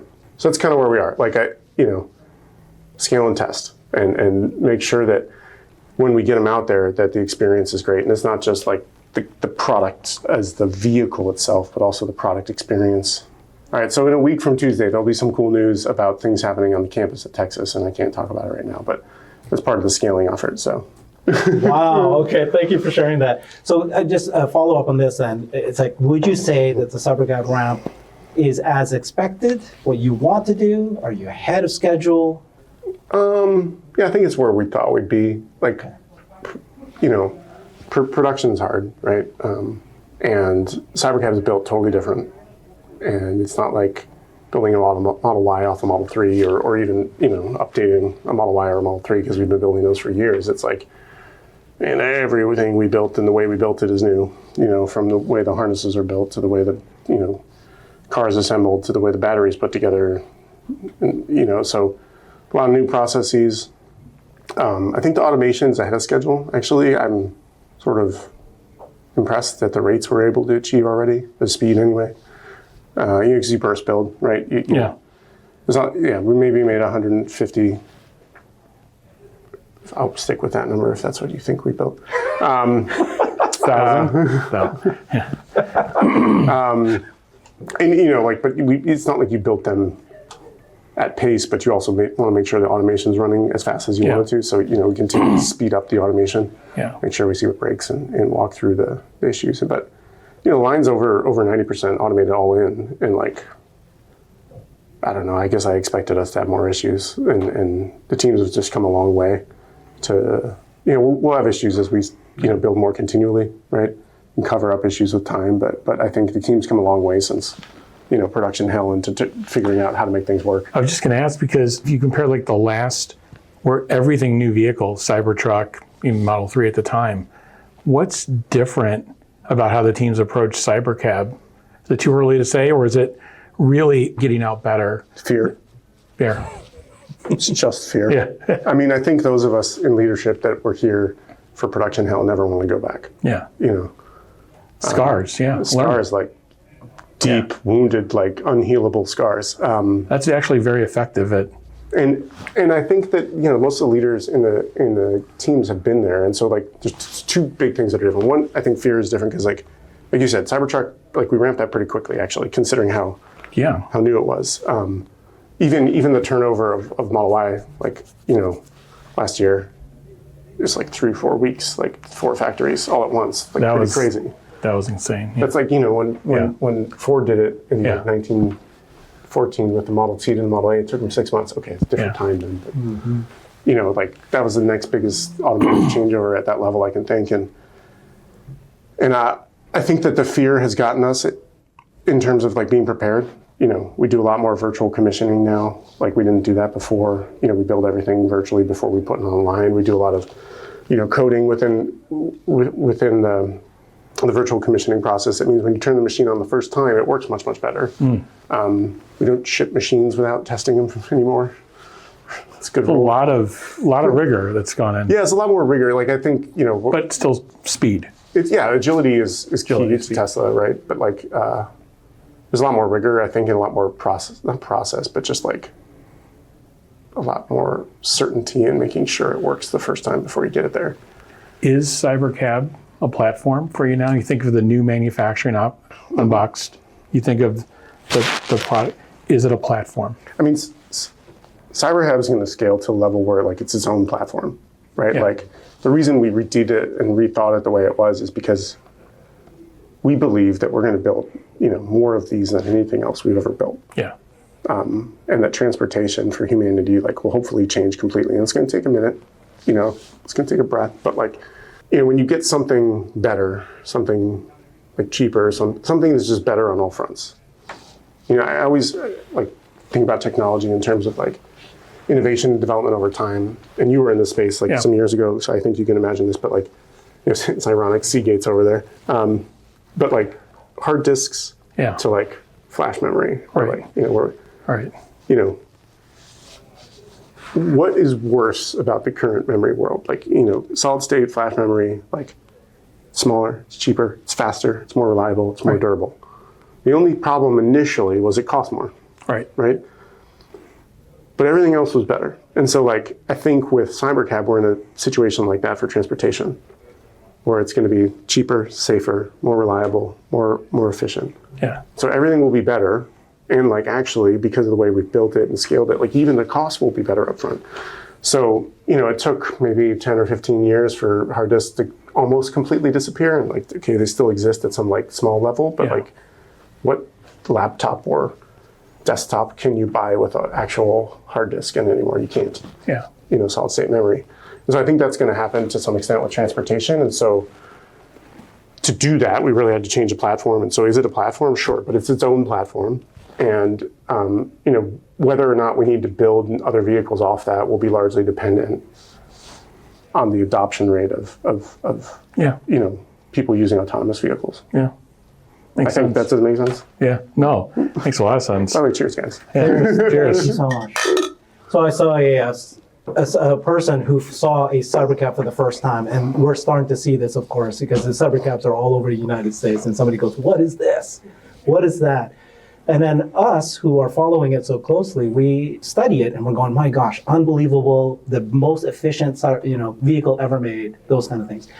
Is there anything that is being completely underestimated, that people out there just don't know that you've done with the Cybercab that they haven't realized, appreciated quite yet? I mean, you said the word, but I don't think you really like feel it the same way I do, but it's efficiency. And like, it's not efficiency in terms of like watt hours per mile. That's okay.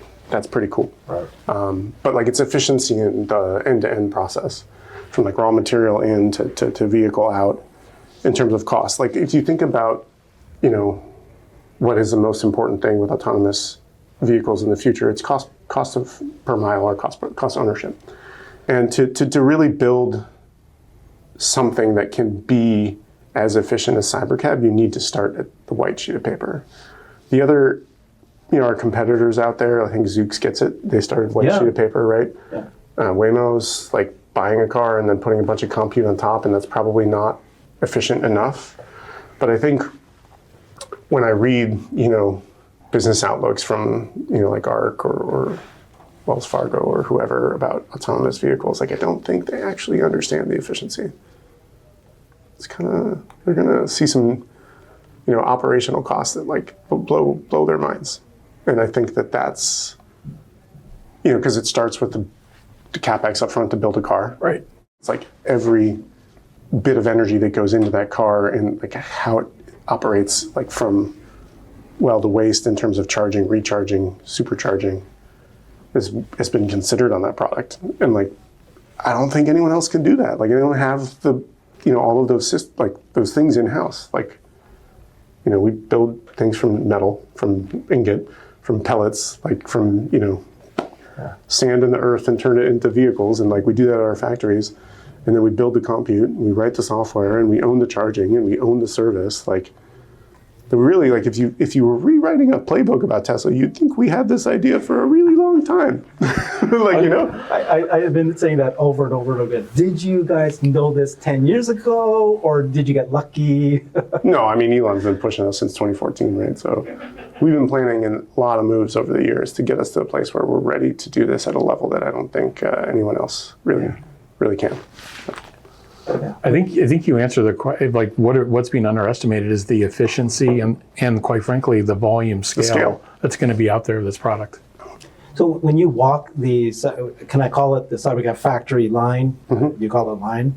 You know, unboxed model. It's a line. When you walk lines. the factory, is there anything there that you're really proud of, that you think you guys did something really special? Yeah, I mean, I'm like, to be honest, this is like a cheeky answer, but I'm most proud of the people that did it. You know, like, we drew on a whiteboard 5 years ago or something, like how we thought we would build this thing.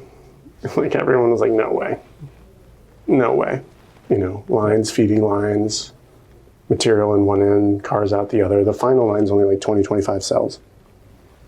Like in final line GA is normally like 200 cells, right? So your output per square meter is really, It's ridiculous. yeah.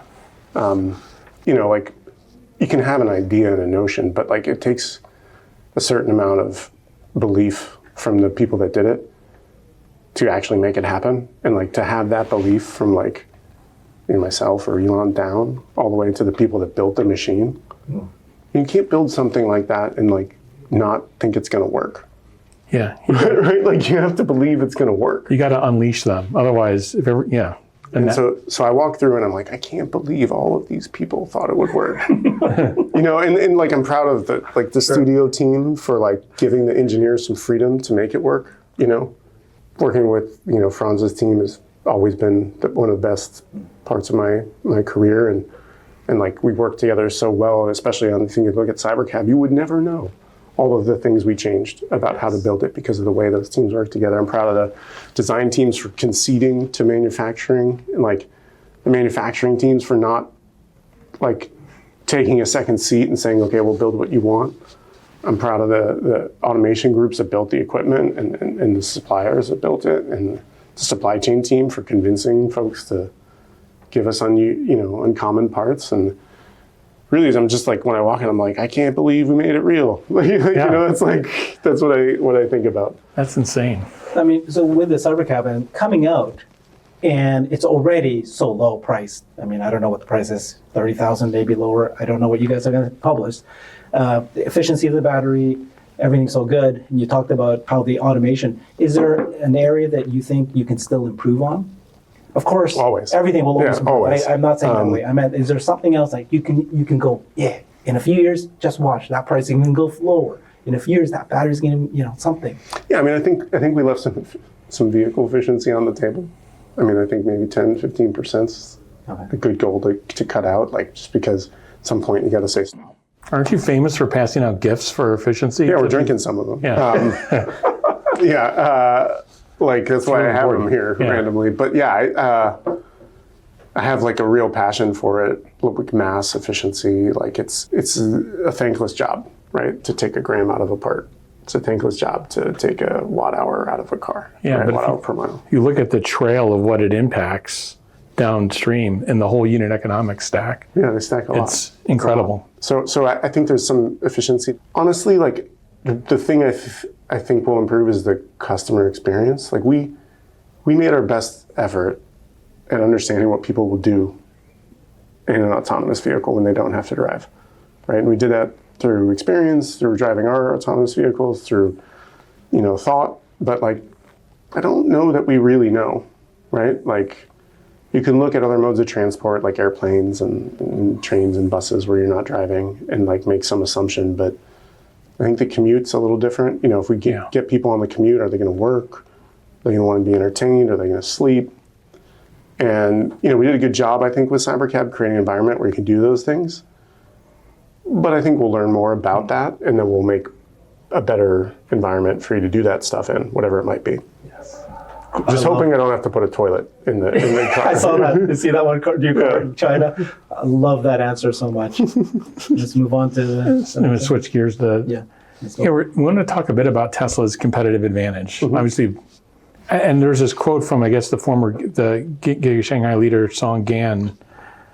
Yeah, Gary's great. I miss him a lot. We were good buds. Like we spent a lot of time on the floor together. Every time I get to China, he's the first one to say hi. And he's at a competitor now. And he's famous, you know, just a very simple quote: Tesla's competitive advantage is manufacturing. And I always view it as kind of that world between engineering and manufacturing together. It's one world. It's one world. It's one world. And how do you do it? Yeah, I mean, I think he's right. I think, you know, like I said, him and I had a good relationship, and I think that speaks a lot to his comment, right? Like, what head of design engineering has such a like intimate thought? Like, I think when he was going to leave, I was like the first person he told.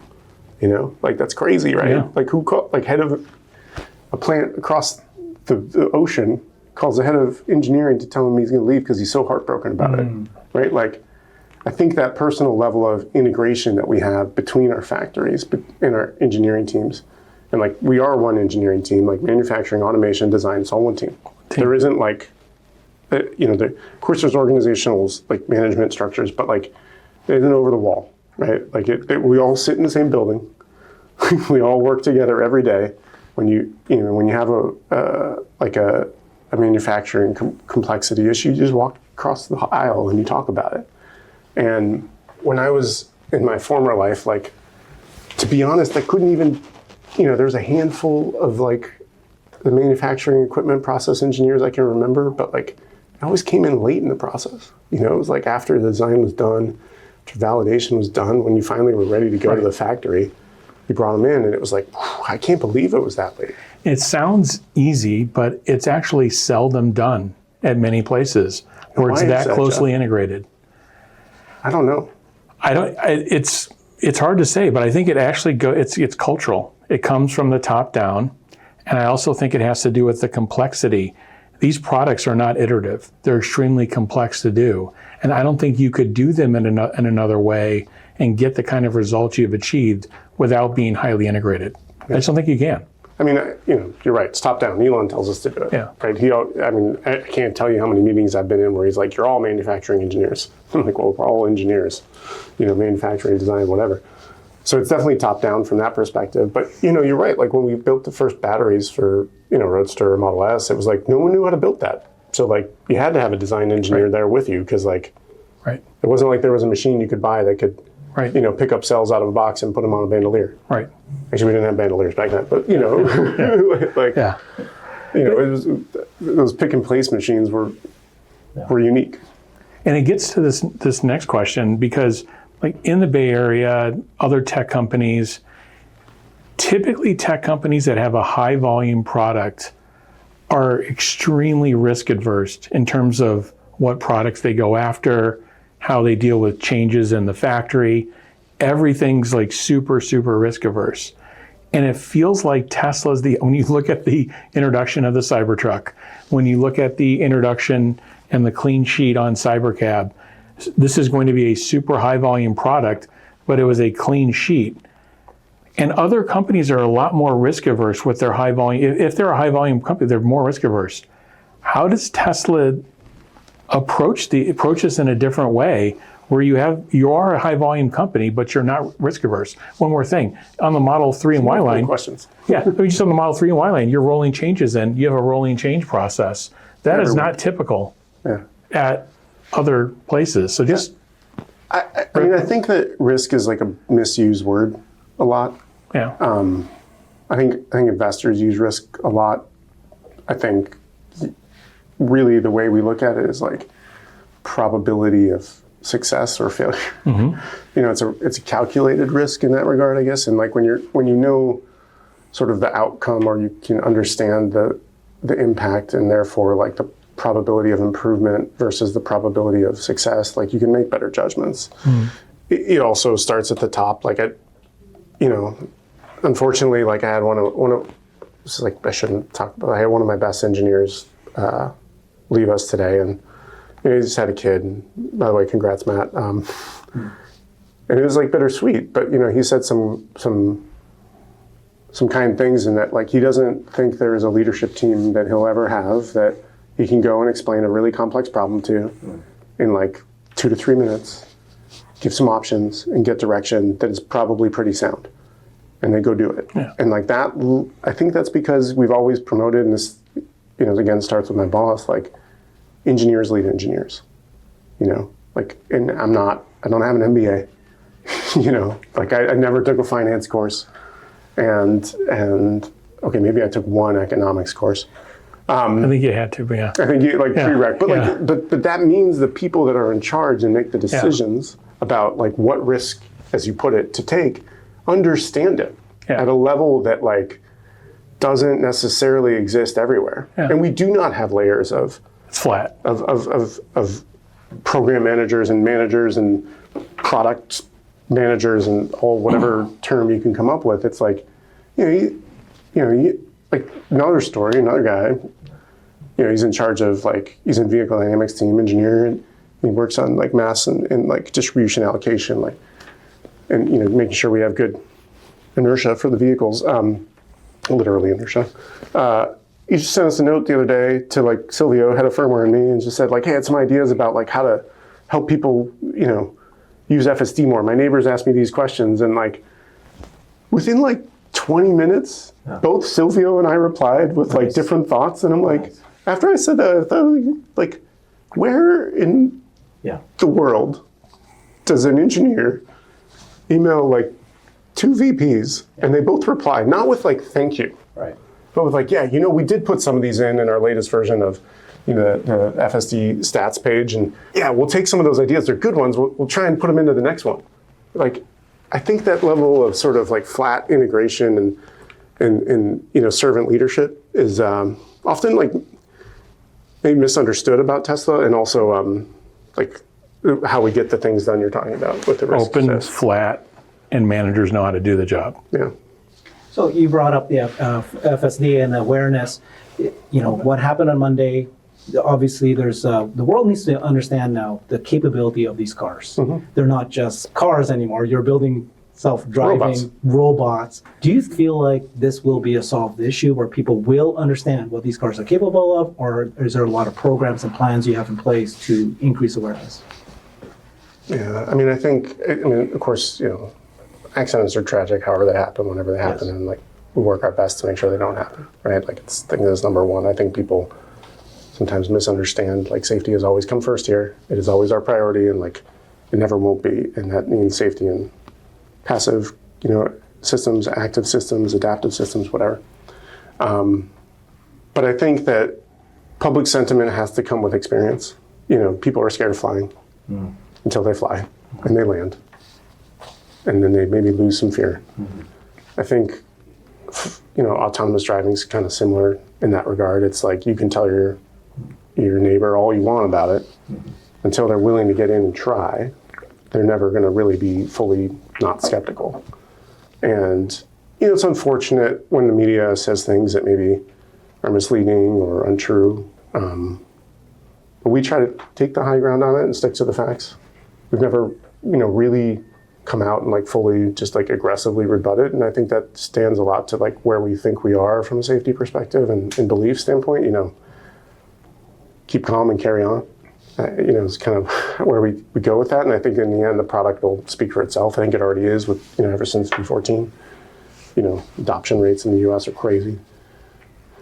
So, yeah, I think it's, you know, it's a slog, but I don't think advertising will change it. I think it's you got to experience it. And the way we're going to get people to experience is that by offering them cybercabs that, you know, take them from point A to point B quicker, more efficiently, and safer than they ever have before. Can you answer this question where, you know, Elon made a bet with, I think, MKBHD, and who said that, you know, I don't think that you'll have a cybercab sold to a consumer by the end of this year. You know, so Elon said, I'll take that bet. Is that something you can comment on? I don't know what Elon's doing these days in terms of bets. And, You're like, getting them made and you're getting them into the lots. Yeah, like that's what my job is, to make a product. You know, like we made a product that's safe, it's functionally safe, it's built on there, and then like, you know, the deployment will happen. I think, you know, the humor I find in social media is like, you know, it's not my place. I try, you know, I'm on social media, but I try not to get involved in the politics You still of it. don't even have a profile pic. I Yeah, mean, what's going on with can that? you just like, Do you guys not know it's me? Yeah, you know it's you. Like if I put one on there, I wouldn't be like, this is a fake account. Right? Like, yeah, it's not like you need you know, a Elon's LinkedIn giving me crap about that too. He's like, why don't you just get him? It's like, it's too hard. You got to click like 6 buttons, you know. Oh yeah, he's got to work on optimizing that. Too many buttons. Can we talk about AI? So you talked a little bit earlier about automation in the factories. Can you speak a little bit about how you specifically are using AI in the factories, or maybe other areas of the operations of Tesla? Yeah, certainly our software teams have been massively benefited from the advent, you know, of code generation from AI, right? Like, and they use it a lot in terms of, you know, getting the base code kind of out of the way before they go and do the hard work. That's for sure. And that's been going on for a while. obviously our neural nets and FSD have been using, AI generation for a while. I think if you take it a step beyond that, which is like sort of the obvious case that the software engineer is using AI, and because that's where it started, and like where are we using it?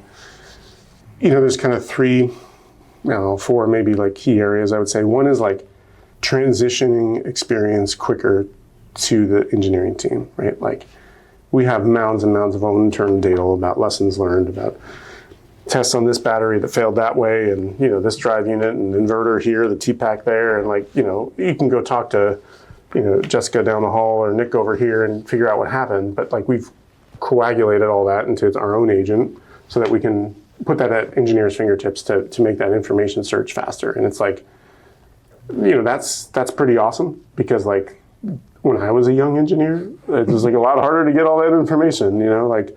It used to be a library. You had to like go to the library. And, I literally remember we used to call it the orange files room because all the files were orange, and you had to pull out the paper and put it under the microfiche. Where are those lessons learned at? And so that's one, and I think that's kind of a sign of the times that like the information is more available. But we did that real quick, and people use it all the time, and it's helping not just our engineers but our supply chain teams and everyone in that way. And so that's one key way. The other thing is like equipment automation, KPIs. In terms of like anomaly detection and trending. I was talking about that. Like obviously we have KPIs and KPCs and SPK charts on everything, right? And we're always watching it. And we have anomaly detection for a long time once big data happened. Right. But like sometimes your spec limits like are not the problem. Yeah. Sometimes it's just a small trend this way, or it's a confluence of two things. Right, or it's this happened and that happened. Yeah. Right? And so we have a lot of I don't know why I feel like giving shout outs, but Jimmy Yu's team on my org. Give him a shout out. Yeah, Jimmy Yu's great. His team, the quality data team on the manufacturing side, they do a bunch of work to integrate tools, to check things like torque traces and like make sure there are no anomalies. Because like, what if you cross-thread something? And of course, that's easy at some level, but like sometimes there's like you said, there's a confluence of events that occurs that makes a problem. And so we've already implemented a lot of that anomaly detection and searching from the AI side into various things. And then the other thing is like linking systems, because you have manufacturing operating system, you have torque, database system, you have an underlying control system.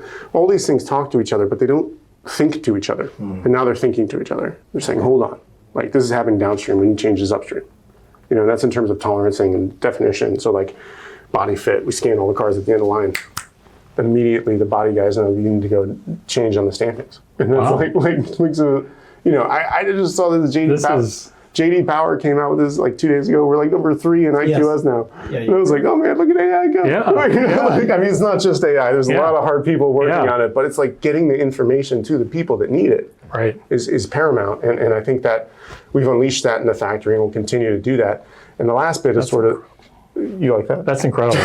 I'm just telling you, like that is up there in terms of you're preventing defects, and you're moving that cost structure way up front, and you're eliminating it. Basically, these things are much more expensive to fix. They're super hard to fix downstream. Yeah. But that's the last bit I think we're still kind of working through is, on the service and the end product side, like similar to the sort of lessons learned, whatever over here, there's also this like, okay, Herbert fixed this in Toronto, and when this was a bearing problem, and he had to, change the preload on the axle nut to the bearing, right, or whatever. Yeah. But like Jeff down in San Diego didn't know. Now they know. Yeah. And like when they go like customer narratives, this is the problem I have. Service solutions, this is what we fixed. It's all integrated. Our service times are going down. And so AI for us has been an advantage, not just in speed of iteration and engineering, but also in information sharing and then also like quality and benefits. So like we'll continue to push that for sure. I think it's really just empowering our team to do more and more. And then of course we have our big products coming with Robotaxi Cybercab, and of course Optimus, real world AI into the labor market. Yeah. So that's good to hear. I mean, it's so obvious that this is what you guys are doing. Tesla is known to be the leader in manufacturing. You are also known to be the leader in AI. And of course, we're assuming, and thank you for sharing, that you really are now, integrating probably more, I'm assuming, than other companies. Can you do a cool one? Can I do a cool one? Yes, please. Okay, so like, Those are really cool. you know, our cars drive themselves from the end of line to, Right. you know, to the logistics yard now. Yeah. They also go over the bump, squeak, and rattle track, listen to the noises and document them back and tell the people what to fix. Oh, We call it full self-hearing. Nice. But like, why not? Why not? that is cool You know, like, I mean, that relies on The use cases are endless, really. Yeah. because it's got hearing. It's got the microphones in the cabin Really? Yeah. for listening Yeah. to you talk on the phone or whatever. Yeah. Yeah. So we use that to listen for bumps, squeaks, rattles, and try. And of course, it takes some training, right? Yes. It takes some training for like Yeah. humans, and like sometimes the data goes back to humans to like Right. check. But like to say, okay, this frequency from this location means that the door panel clips are loose, or like whatever. And so it's been a journey, but like it's kind of cool that like the car drives itself and tells you what's wrong with it. So to what extent then are you, again, this might sound obvious, but I just want you to tell us the stories. To what extent are you guys eating your own dog food? Will you be using MacroHard, for example? Right? So, yeah. Yeah, I mean, that's funny. I mean, we are trialing certain things within the company, of course. But I'll just leave it at that. Okay. Yeah. That's fair. But I mean, my point being that you're using AI throughout the company. Our expectation as investors and as people who love Tesla is that you guys are the bleeding edge of actually how to use it to improve not only manufacturing but the products. There's obviously a lot of AI slop out there, and I'm not saying that Tesla is perfect and we don't have that internally. I'm sure like we've generated a bunch of agents that are redundant or otherwise useless, but when we find something good, much like the flat architecture we talked about, we implement it, we make sure other people know about it. And, Yeah. It's just also little things like, the IT teams implemented this thing called Digest for us. And it's like you wake up in the morning, you go to your AI assistant, it tells you what meetings you have, who's going, what preps you with, here are the emails I might need to reread before the meeting. It's kind of nice. Yeah. It's just like a little thing, but that's for all 140,000 employees we have. can help. Okay, let's talk Optimus and physical AI. Sure. So, I'm glad you're excited. We're very excited about it. So, Cybercab and physical AI too, right? But, true. Robot with wheels. So Fremont factory, we're sitting here near Fremont factory. We said goodbye to the Model S and X, your babies, and now we're expecting that Optimus They're like teenagers. lines. They're teenagers already. Let them go. They're done. We're expecting that there's a transition to Optimus production. Is there something you can kind of update us on that effort of how far away or further away now with the full transition to Optimus Sure. production? I mean, obviously, we're done. I'm just kidding. Cut it. Cut. I believed you. I saw your face. I like, believed you. No, I mean, it's hard, right? The factory is pretty old. But the construction teams did a great job clearing out the space. It's saving what we can, robots and things that we can reuse. And we've already, our first line has landed. So we've already started to install that from our automation groups in the Midwest and in Germany. And, I think even on the signature event, we showed all the machines that were already being built to build Optimus. And so those are going through, last stages of field acceptance testing, FAT we call it. So On the automation. on the automation in the groups and getting the parts there to, test the machines before we get them over here. Yeah. And, but the cool thing is we developed a way with this first line because we knew we'd have to change a lot. It's quite modular and also like the bring up. It's kind of nice because Optimus is smaller than a car. So like the bring up can be quite quick. So we do the testing at the automation groups and then we can, take that line down there, ship it here, and then hopefully, like theoretically, get it powered on and hooked up and back together like in 2-3 days. And then it only takes a week to get it going. And so that's proving out in the first line now, and we got 40 more to go. So, lot of ways to go. Okay. Wow. That was 40 more to go. I don't know. You think about all the lines, like Yeah. there's a You lot. can't Of, just do a number out there, but it's kind of a lot. It's a lot of There's lines. a lot of lines. There's like a lot of actuators, Yeah. right? There's a number of actuators, and then there's like each limb and Yeah. like subcomponent of the limb, torso, battery. There's a lot of lines. Sublines. Is it? Yeah. So let's say, is it more modular cell-like, or is it like more serial super No, I long think it's line. more unboxed. It's more, Yeah, more it's like, well, unboxed. it's not really boxed, but like it's definitely like tributary to the small final. Yeah, I like that. Yeah. Yeah. Well, speaking of like these decisions, how does Tesla approach vertical integration at a high level? There's engineering vertical integration, there's manufacturing, chain, and how do you think about when you encounter a new part, you encounter a new subsystem, something's nobody's made? How do you think about it? I mean, I'll say our supply chain partners like Roshan and Karn and their teams are like also super integrated with the engineering org, and I think it's really like we just kind of assess the problem at a high level. Does anyone know how to do this? No. Do we want to keep the IP in-house? Yes. Does it require a significant amount of investment? Yes. Okay, maybe we should do it. Classic make versus buy matrix. We do a lot of make versus buy, but there's definitely it's not like a pure financial table. Because like if you do a financial table of make versus buy, you always make. Yeah. Right, because you eliminate the profit, but like then there's the capex investment, and sometimes finance won't want that. But like the cost is always cheaper in house. Like Right. Yeah. like save maybe if you're shipping it from some low labor market. But I think that we kind of have this sort of technology risk assessment process. I don't even want to call it a process mentality. Yeah. Where we just like, look, it's high IP, we're going to do it because we want control. Yeah. If there's high risk of change, Yeah. we're going to do it because we want control. Yeah. If it's like, actually we're adopting something from another, part of industry where they do a pretty good job, okay, Yeah. let's let them do it. Like the composite bed for Cybertruck. Yeah. It's like, that's like not very common. Yeah. But we had found a good partner with Hanwha and like they built us a factory near Austin and okay, that works. Yeah. Like we could have built that in-house, but the benefit to us wasn't so high. Yeah. And Also longevity, like where are you going to use this? yeah. Yeah. And for how long? Yeah. And so when you have a good partner, you work with a partner. Yeah. But I think ultimately it comes down to controlling our own destiny and making sure that we have that ability to do it. Yeah. And if we need it, we build it.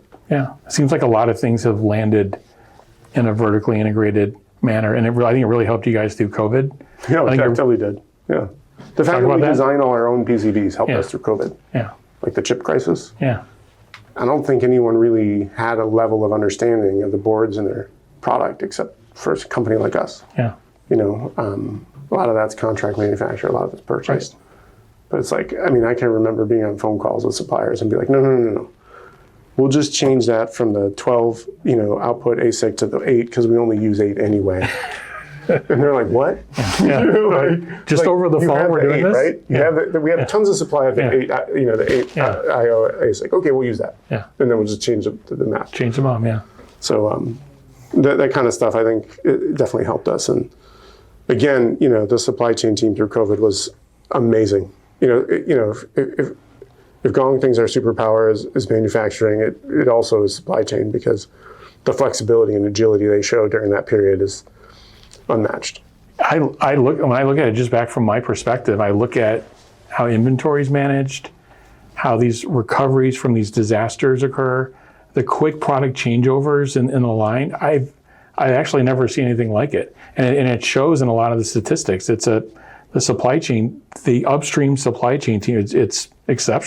Yeah, I mean, they're great. Yeah. I mean, even if you just look at, like the American made index, right, which Yes. like 1 and 2 Tesla.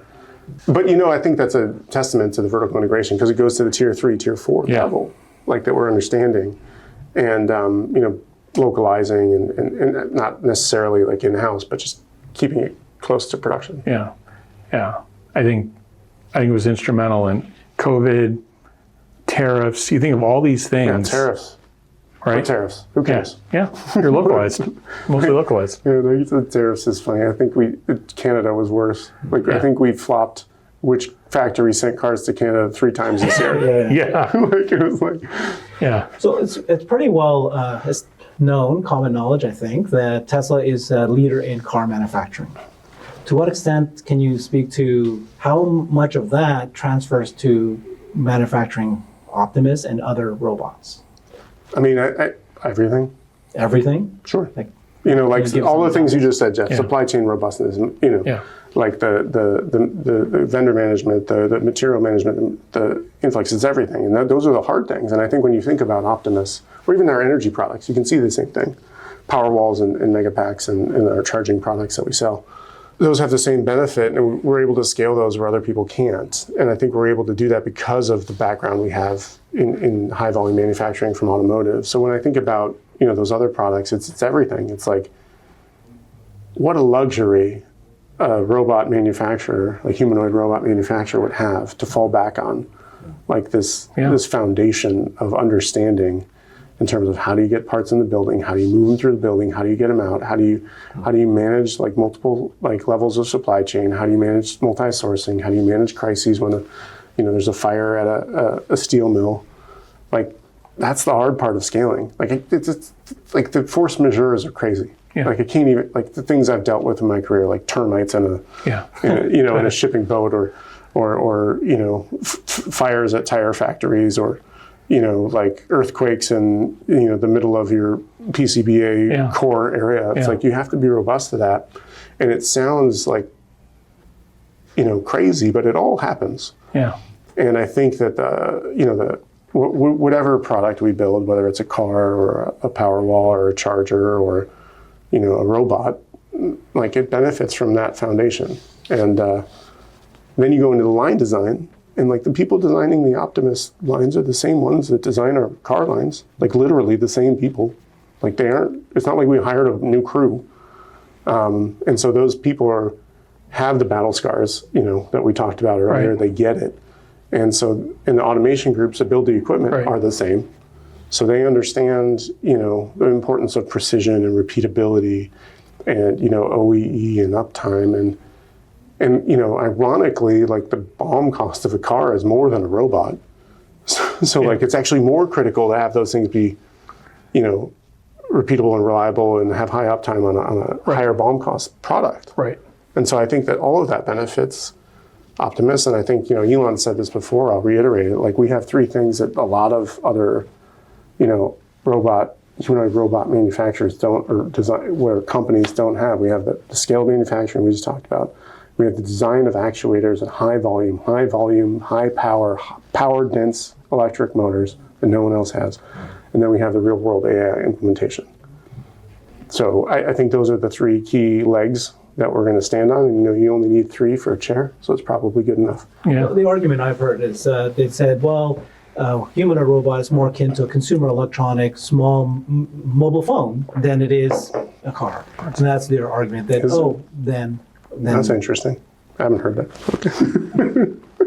I mean, take functional safety. Like our cars are from an electromechanical standpoint, we go thoroughly through the functional safety design of the car to make sure it doesn't kill you, right? In whatever way it might. Your cell phone can't do that. There's no functional safety. I mean, it might be a little bit on the battery in terms of overheating and charging. Yeah. Right? But not really. That's not in my mind, it's way more akin to a vehicle from a functional safety design manufacturing standpoint in terms of scale, volume, moving things. This is also a 2D product, let's be honest. We're looking at your phone. Yeah. I mean, it's 3D, sure, but it's built in 2D. Folded over a couple times, but that's easy. Pick and place, high speed. The robot has multi-axis dimensions, that's like a suspension. So I with respect to the investors and the people that are saying that, if they walk the line, I think they would disagree. Okay. Yeah. That's a good answer. Can I ask you some more questions? I don't know, what time is it? How long are we supposed to be? I just want to drill in a little bit on Optimus, if you don't mind. So Optimus has been, you guys have always referred to the cars as robots with wheels. And every time Elon comes up on stage, often at the Tesla Owner Silicon Valley conferences, he'll say, everybody wants a C-3PO and they want an R2-D2. Now, when he refers to R2-D2, that means it's not a humanoid, it's another form factor. Should we expect that this is all sorts of form factors? I mean, well, you have the car, you have the robot, the humanoid right now. I think right now we're focused on acceptance. We don't have robots in our world, Star Wars, right? They had C-3POs and R2-D2s and, the rolling ball thing, I forget his name. Yeah. BB-8. BB-8, yeah. And I think that our world hasn't accepted that yet. even the automatic beer pour they have in Japan in the lounge, like people are, whoa, I don't know. So I think that the most important thing that Elon has been pushing with the first iteration of Optimus with the team is limbic resonance. It's got to feel like it belongs in our space, and then people will get used to it, right? The car was easy. The cars already existed, so it's easy for people to accept that. But once people get used to the idea of having robots in the workplace or the home place, then I think you'll see some expansion of that into the R2D2 world. But I think it's important we start with C3PO. Okay. That makes sense. And then SpaceX integration with Tesla. Some people are starting to see Cybercabs with the Starlink in the back. Is that part of the design going forward? I talk a lot to Bill and Mike and John. It feels so many years that we're I wouldn't say we're one company, definitely, but we're definitely one mindset. And so we share a lot of thoughts and problems and solutions over the years. I think Starlink's an obvious choice for Cybercab, in terms of rural areas and the same reasons that SpaceX made Starlink.